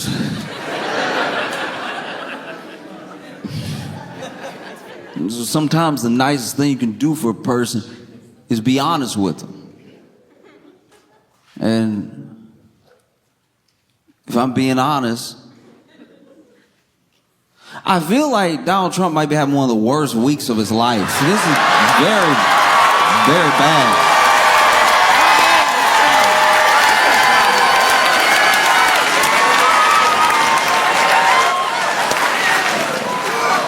I mean, this is, oof.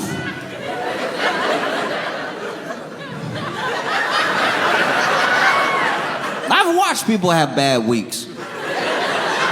I've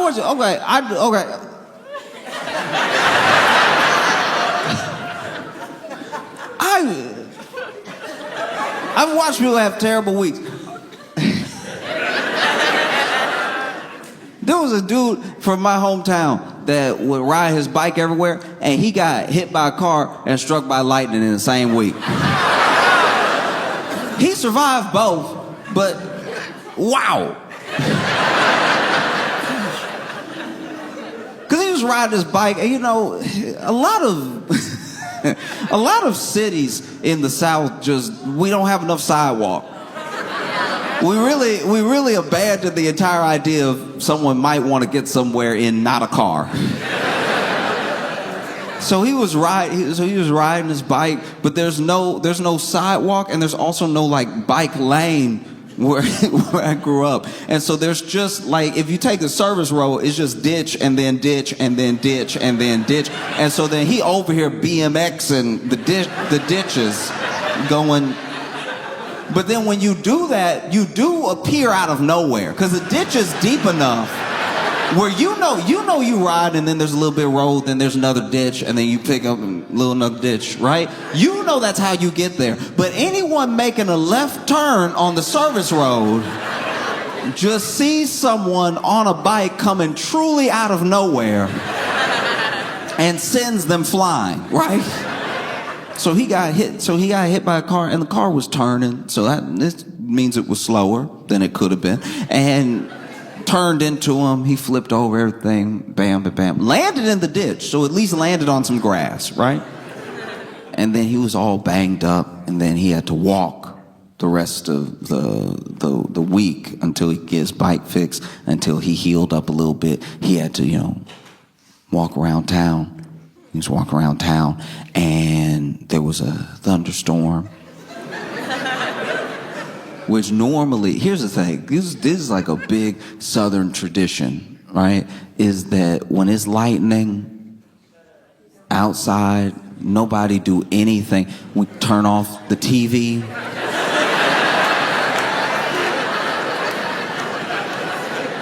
Turn off every appliance. Unplug it. Turn off everything. And don't move. I know you inside, don't move. That lightning see you moving from outside, it might want to come visit, all right? Don't move, stop. Be still where you are unless you are moving to unplug something or turn something off. In fact, lay down. Lay down on the ground so you can be grounded. And sometimes you'll tell people, like someone will like not be from the South and they'll come over and it'll be a lightning storm and you just start turning everything off and they're like, what are you doing? And it's like, oh, okay, you can play with the Lord if you want to, but...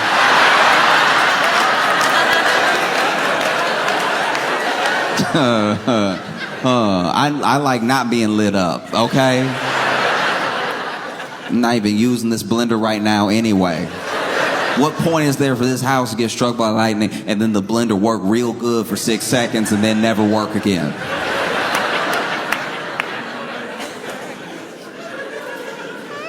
And so he was walking out in the thunderstorm, and to be fair to him, it was like, what was he supposed to do? I guess lay down. But like, what was he really supposed to do? So he's walking, making his way and everything, and up off ditch, and now he can watch for cars a little easier because he's on foot and stuff, ditch and everything. And then the lightning hit him, right? And it hit okay, the way, I never been hit by lightning before, but the way that it hit him, he did, this is what I'm told, I was not there, but the way the lightning hit him, he did bounce. And I don't know,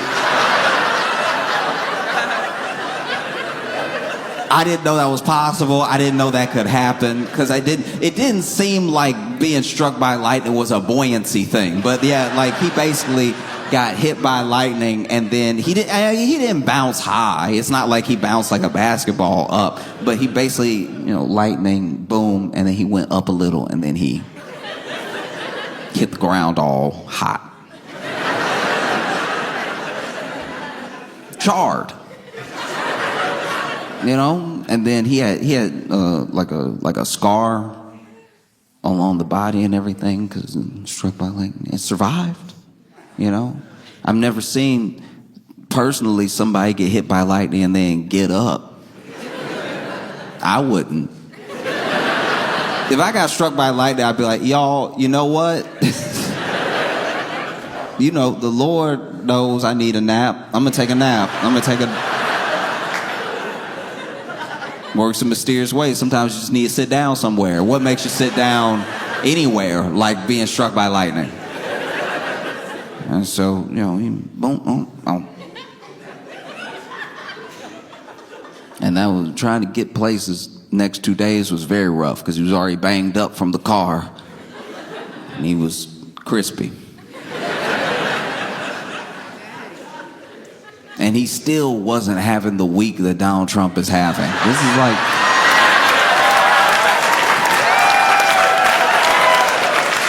This is very bad. All right, in case you're not familiar, Donald Trump, the president was, you know, like minding his business, trying to enjoy the government shutdown ending, right? Which should be, that should be a good day.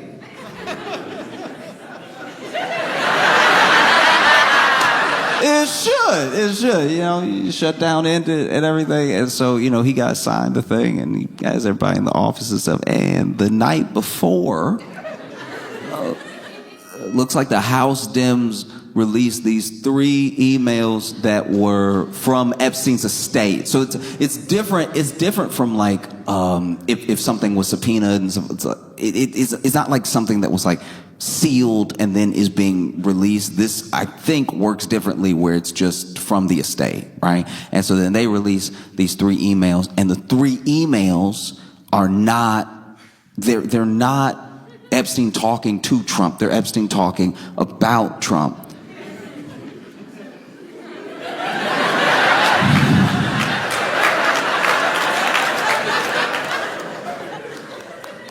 And on what should have been a good day.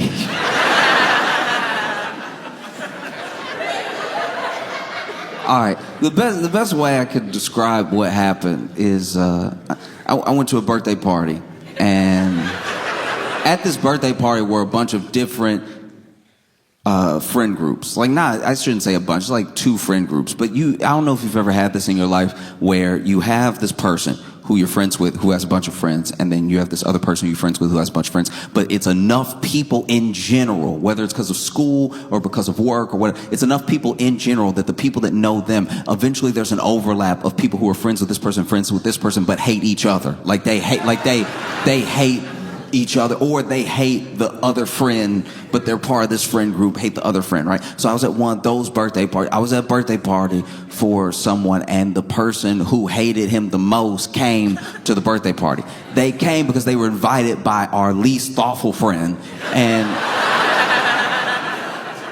so having no awareness, least thoughtful friend invites them to the surprise party. And so then we're all like, hey, surprise. And they see this person. They were surprised. And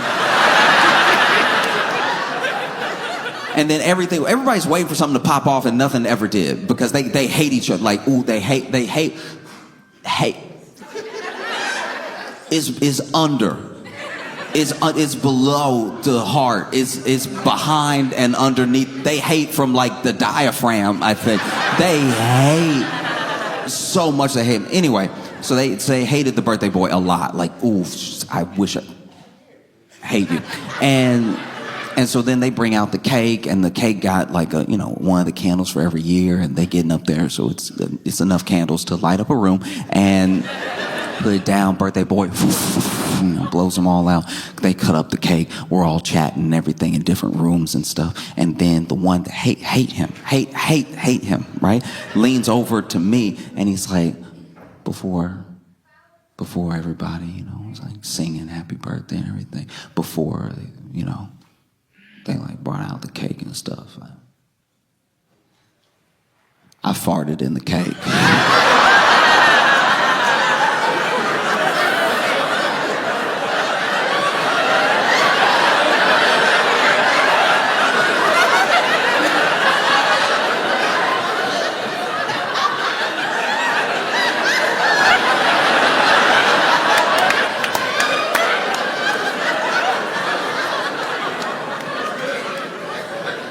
In my head, I was like, in?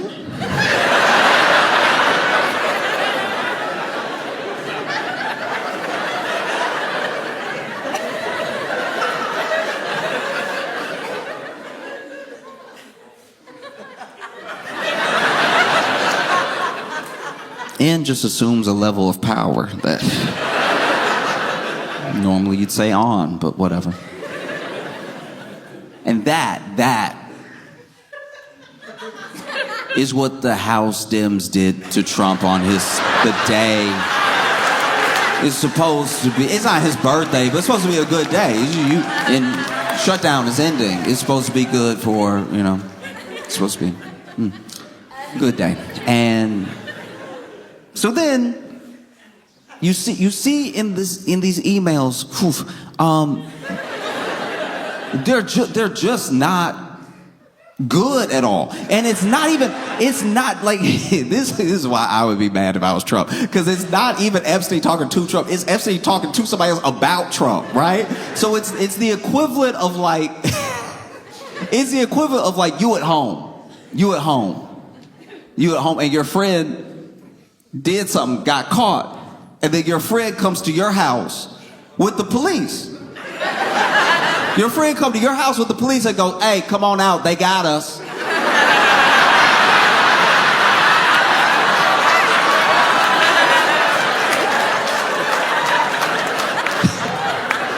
What do you mean us? I was at home.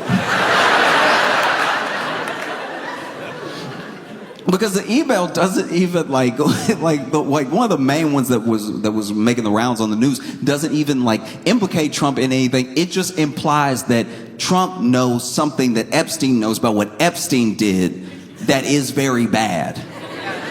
That he hasn't told any authorities, but he knows is bad, right? Which doesn't look good. It's just one of those like, this is bad for everybody. Is what ooh. And I don't know how we got to this place, because Epstein saga has so many episodes. There is a Marvel universe of Epstein updates. It's never over, it just goes deeper. And then, this is what the Dems do. Then the Republicans come out, and Republicans are like, all right, but why were the Dems sitting on these emails? Why are they releasing them now? That's pretty convenient, right? Like, why are you farting in his birthday cake?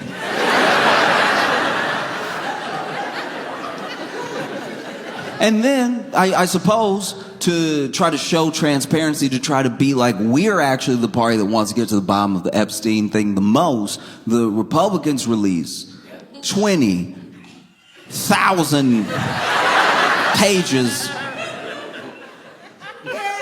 20,000 pages. I don't know if I've sent 20,000 emails in my life. 20,000 like emails, these pages of Epstein talking about everything, talking about Trump, talking about like Larry Summers, talking about like, it's so much. It's so much, it makes you wonder, whoa, why 20,000? It almost felt like they were like, you know what, release 20,000, people don't read.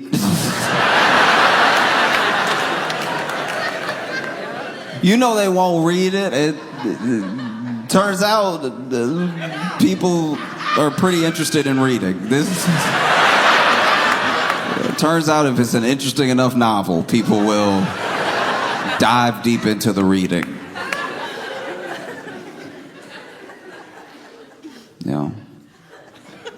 Because we're in a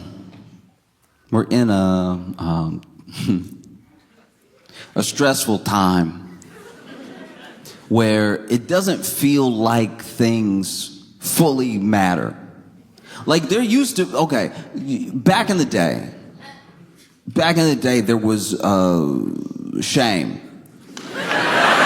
So like,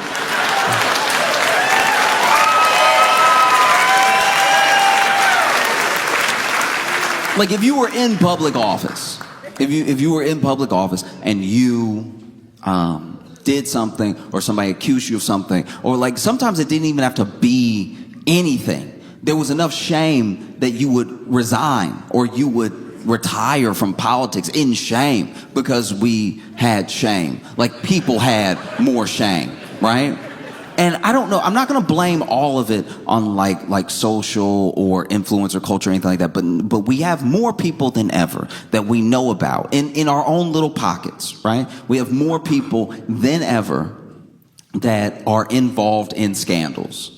It used to be if you were in a scandal, you were either a politician or like a Hollywood celebrity. Those were really the only people who could even get into a scandal. But now you could just be an influencer and like even more specific, you could be like a makeup influencer and you get into a scandal that only affects the people who watch you, right? And so now we're watching more people than ever try to navigate having a scandal, which has also made scandals more normal. And so now instead of looking to how we would all expect someone in a scandal to react, we look at how the person reacts. So you go back in time, like all Nixon did was listen to some tapes.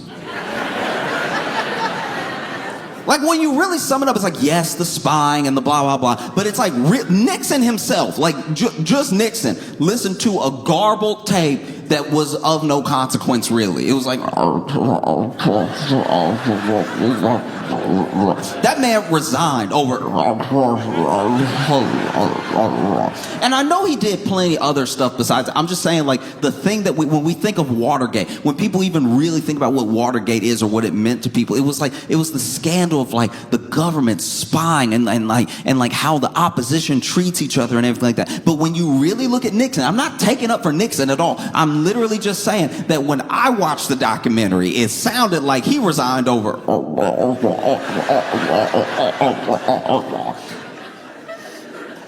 And he left.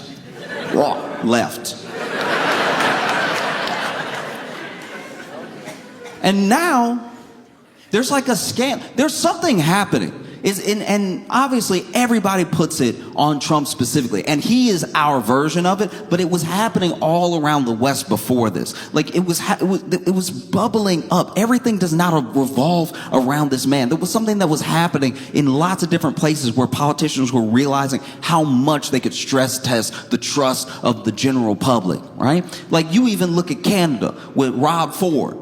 Rob Ford was the mayor of Toronto. And Rob Ford smoked crack on camera. This man did just smoke crack on camera. He smoked more crack than I've ever seen anybody smoke on camera. He smoked crack on camera so many times that I think he is the most crack smoke taped person of all time. Lots of crack. And he'd get drunk too. And it would be like, who set up the camera? I guess Rob Ford. Like he just... It was scandal after scandal after scandal. It was stuff he would say. It was videos that would come out. It was stuff that he would say. It was videos that come out. It would just be over and over and over again. He wasn't like turning some new leaf. He was just one of the first people that when they came to him, they were like, were you smoking crack? And he was like, I was not smoking crack. Then in the next video that came out, he's like, oh, it's delicious. Like it, I can't tell you how much crack he was smoking. And just never seen somebody smoke crack like it was candy, right? And like, This is okay. Look, maybe this may be wrong of me, but when I was watching the documentary about him smoking the crack and stuff like that, before they revealed that there were tons of crack tapes, like a ridiculous amount of crack tapes. I don't know if anybody watched all the crack tapes. He has that many, right? But before they revealed that he actually did smoke crack, when he was denied smoking the crack, I was like, I don't know if this dude did this. Like, sure, he's like brash, and sure, he's like, you know, this like wild character. I definitely believe he was getting drunk, and they even showed a video of him drunk. I didn't believe the crack because I had never seen. Do you know what I mean? I had just never seen such a heavy set crackhead. You know what I mean? Like he would.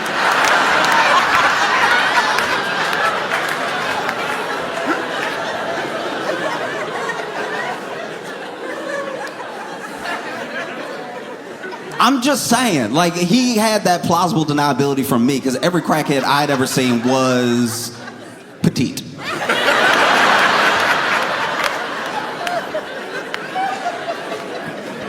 You know what I mean? Like, I'm all right, fine, whatever. Some of y'all being weird, but you know you've never seen somebody smoke crack and have a cheeseburger. That is not something that happens within the same 5 minutes. No one has crack for dessert. And he was one of the first people. Like, he was actually a little bit pre-Trump, right? People forget about him, but he was. And they came to him and they were like, aren't you going to resign in shame? And he was like, I don't even really feel any shame. No, I think I'm good. I think I'm just going to stay. And we still, as a people, in every country this happens in, don't know what to do with that. We don't. We, like, that happens and we're like, oh, I thought you would have some shame. And Rob was like, no, I don't have any shame. I have crack. And it's delicious. Truly, when I tell you, sometimes I can even feel the shame creeping up, but like, shame and crack never meet. They're never in the same room together. So if you feel any of that shame creeping in and you hit a little crack, shame seems to disappear.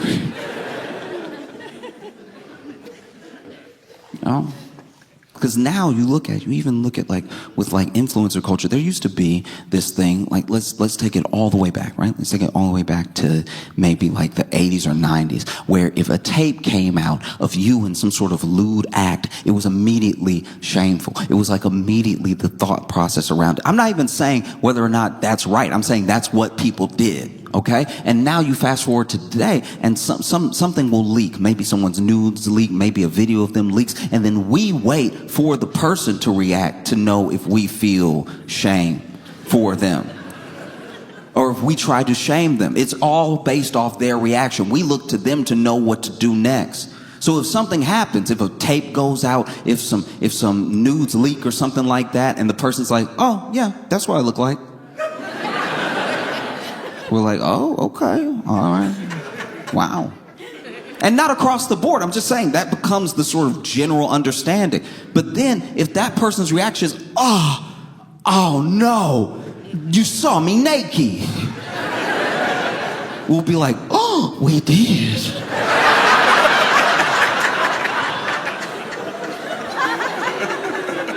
Shame. And so then these 20,000 pages come out, and wow, also not good. Not good at all. Because it's not just Epstein implicating Trump in like other meetings, other times they hung out, other things, other.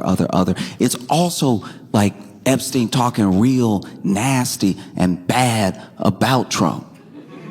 Now this is, look, some of it is before their breakup, and then some of it is after. And there have been plenty of people that said, hey, listen, this guy who is no longer friends with Trump, talking bad about Trump after they're not friends anymore, what's that supposed to mean? You know what I mean? Why should that even matter? And it's like, look, I understand where you're coming from, but if he's talking about anything that happened while they were still friends, while they hung out to somebody, that does mean something. That does matter, you know? And he was talking wild about Trump, even saying stuff like, I'm the only one that could bring him down with the stuff I know and everything. And look, this is just me. Just me, all right? I'm not friends with Epstein. Glad I wasn't, okay? But I'm just saying, if it was me and Epstein was talking this reckless about me over email with all these people, I'd probably be very upset. I'd get very mad. I'd probably get mad enough to kill him in his cell. I'm not saying that is what happened. I'm saying that's what I might do. Me. I'm saying that's what I might do, but I'm petty.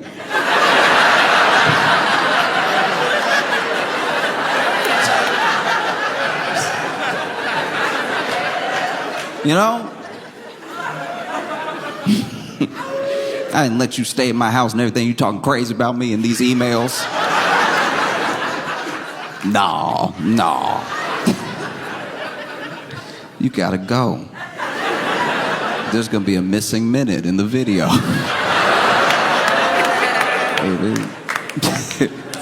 Because that's also what's wild. That's where we left off, you know?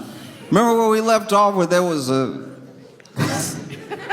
They released the video and it was hours long and it was missing the most important minute it could miss.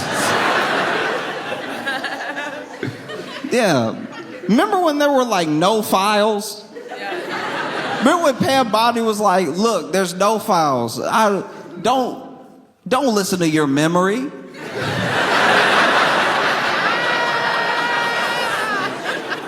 I know what I said before, but what I'm saying now is more important. There's no files. Isn't it more convincing that there's no files than there's files? And we were all like, what is she talking about? It's bad. It's bad. You know what's so crazy to me? You know what's so crazy to me about a lot of this stuff is that this is Trump we're talking about. Trump was on trial in New York for like, I don't know, some like real estate fraud or whatever. And this dude, it wasn't looking good. It was looking like he might, get found guilty. And the judge had to give him a bunch of warnings. The judge is over here like, you need to stop talking about this case to the media. You need to stop talking about me to the media. Stop. I don't know what else he was doing. Like, stop doxing the stenographer. What? Like, stop. Just stop. You talking too much. Nobody that's a defendant in any of my other cases I oversee talks as much as you to the media about this case. You gotta stop. And then Trump for his part, Trump, even to his credit, I'd say, was like in danger of being held in contempt almost the entirety of the case. And the judge was like, I'm gonna hold you in contempt. I'm gonna do it. And Trump was like, do it. No, do it. I want to be in contempt. I bet you won't do it. And then he would tell him, don't go out there and talk to the media about this case. And then Trump would walk up to the first person with a camera he saw. It could be a camera phone. He could just walk up. And he was like, judge doesn't know what he's doing. He crooked. Everybody crooked. I'm a win in 2020, but just nonstop. You got to remember, that's the guy that we're talking about. But that's not how he's acting about this. Which means it must be bad. This dude was in court and wasn't scared. But this man, they reached out to all of these Republicans to try to help stop this petition, right? There's this petition to release the Epstein files in the House, and that petition has to go to the Senate, and the petition, But, he's trying to get it stopped. He's trying to get it killed, like now. Want it killed now, right? Gotta kill it. And so he's reaching out to people who have even been vocal about the fact that they will be on board with signing the petition. Reaches out to, like, Nancy Mace, Lauren Boebert, Marjorie Taylor Greene. This is the thing. Look, at the end of the day, maybe he did reach out because he just wanted to talk to Marjorie Taylor Greene. Maybe, you know what I mean? I'll be honest with you. If you could put all politics aside in your mind and you hop on the phone with Marjorie Taylor Greene, it will be interesting. You know what I mean? You'll be like, I didn't know about the lasers, Marjorie.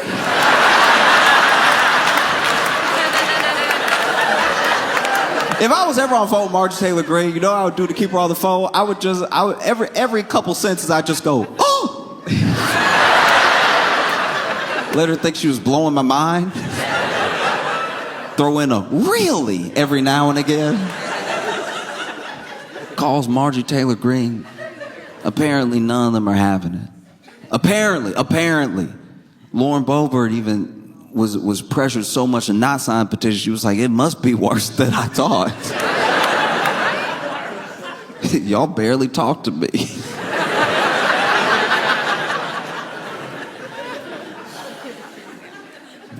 Marjorie Taylor Greene, she didn't put her foot down. Marjorie Taylor Greene has actually really turned on Trump so much that it got Trump's attention so much that Trump has turned on Marjorie Taylor Greene, and they're beefing right now, which is hilarious. That is so funny. The idea that Trump is over here being like, y'all know Marjorie Taylor, he's over here calling her a lunatic, calling her crazy, all this stuff like that. The fact that Trump is over here like, Marjorie Taylor Greene crazy, and we're like, we know.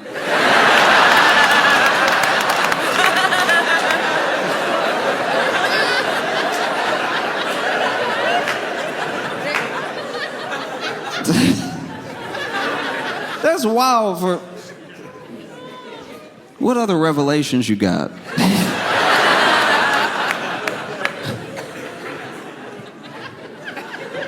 Did you know Hannibal Lecter wasn't a good guy?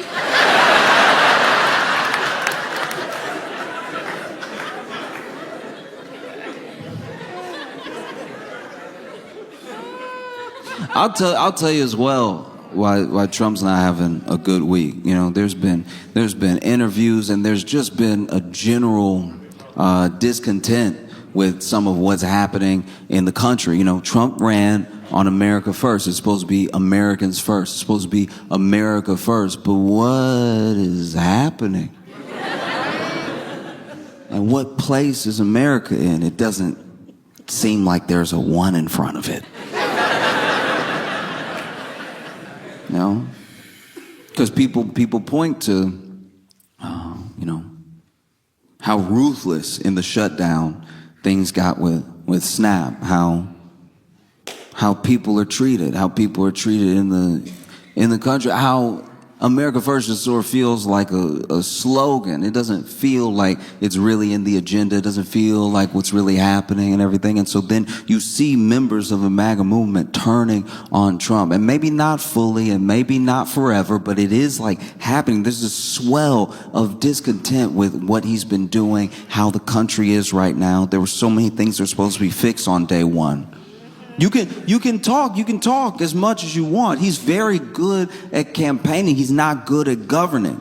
Like he's so good at campaigning because campaigning is before you have to. All right. One of the roughest drawbacks with dating, right, is that someone's getting to know you. They don't know you yet, and you can put your best foot forward. You can even try to be the person you're pretending to be, but they're getting to know you, right? And the thing is that early phase where they're getting to know you, the good stuff that happens can also hurt you in the long run. Okay, like my buddy, all right, they had like a fun little, we're gonna cook for our first date, right? I'm gonna go take a little cooking class. And so they go to this cooking class, and there was this jar, and she couldn't open the jar. She was trying with the jar. Trying with the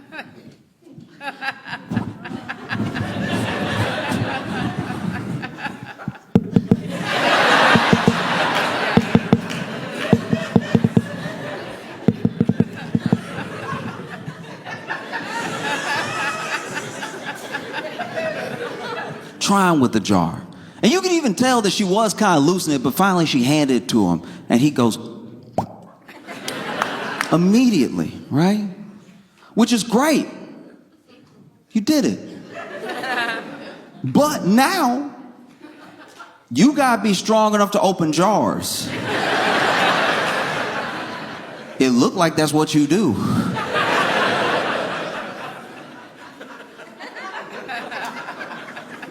No. Ooh, we gotta watch out. Some of the stuff that happens that first time, you in trouble, man. You in trouble if it's the first 3 dates and y'all get into something scary happens. Maybe somebody even tries to mug you or something like that, and you win the fight. Oh, I hope you weren't just lucky.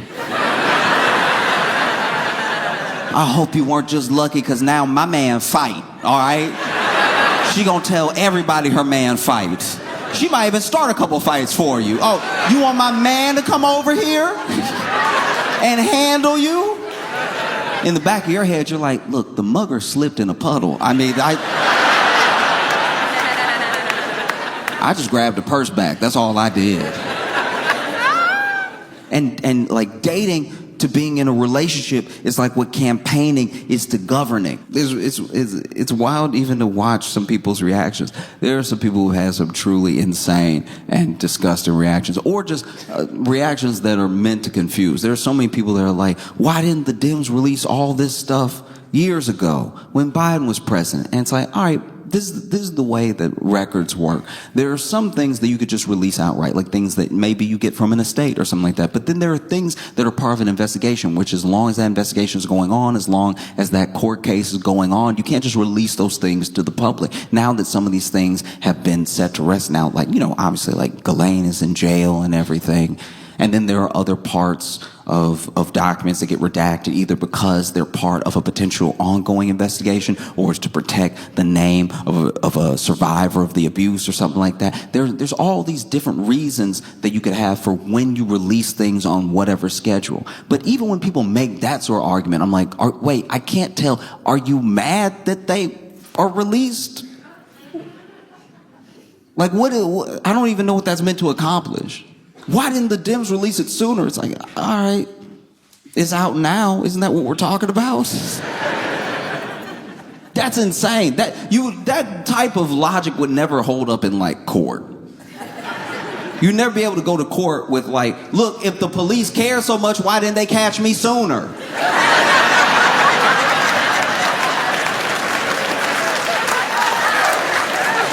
Y'all over here acting like you care. I did it a long time ago. You didn't try that hard to find me.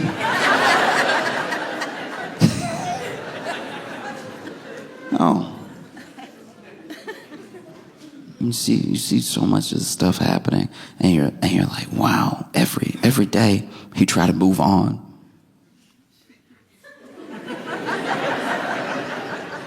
Every time he try to move on, it gets worse. 20,000.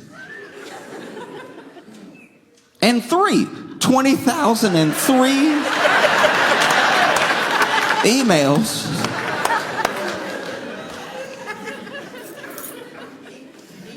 And I don't know what's going to happen, because if I'm being honest, like truly being honest with you right now, I know that one of the reasons that Trump is trying to get them to stop in the House from all signing the petition is because then it goes to the Senate, and then if enough people have turned on him in the Senate, it then goes to the president, and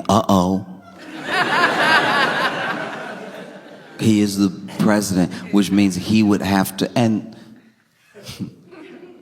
we stopped electing people with integrity a long time ago. So like I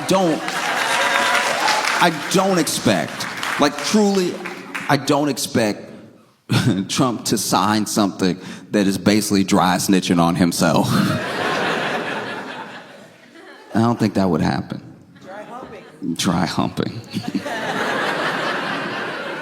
But I will say this, I think that there's a very slim chance that it's like Trump's gonna go to jail, or that this will be enough for everyone to turn on him and then just kick him out of office or anything. This is one of those things that is very bad. It's a very bad look. He's panicked about it. People are speculating why he's panicked about it, but it's not the thing that's gonna make him sort of like Nixon up out of here. I'm just being honest with you. And I think that it's easy to forget in all of these different chapters and all of these like extra extensions to the saga that is the sort of Epstein files, that there are real people. There are survivors of Epstein. There are survivors of Ghislaine. That are survivors of all of this abuse and trauma that deserve justice. And the thing that we can do, the thing that we just personally can do, is keep that in mind and hold the people that represent us to account. Let them know that we'll be looking at them for what they do consistently, that we'll be bringing it up, that we won't let it go away.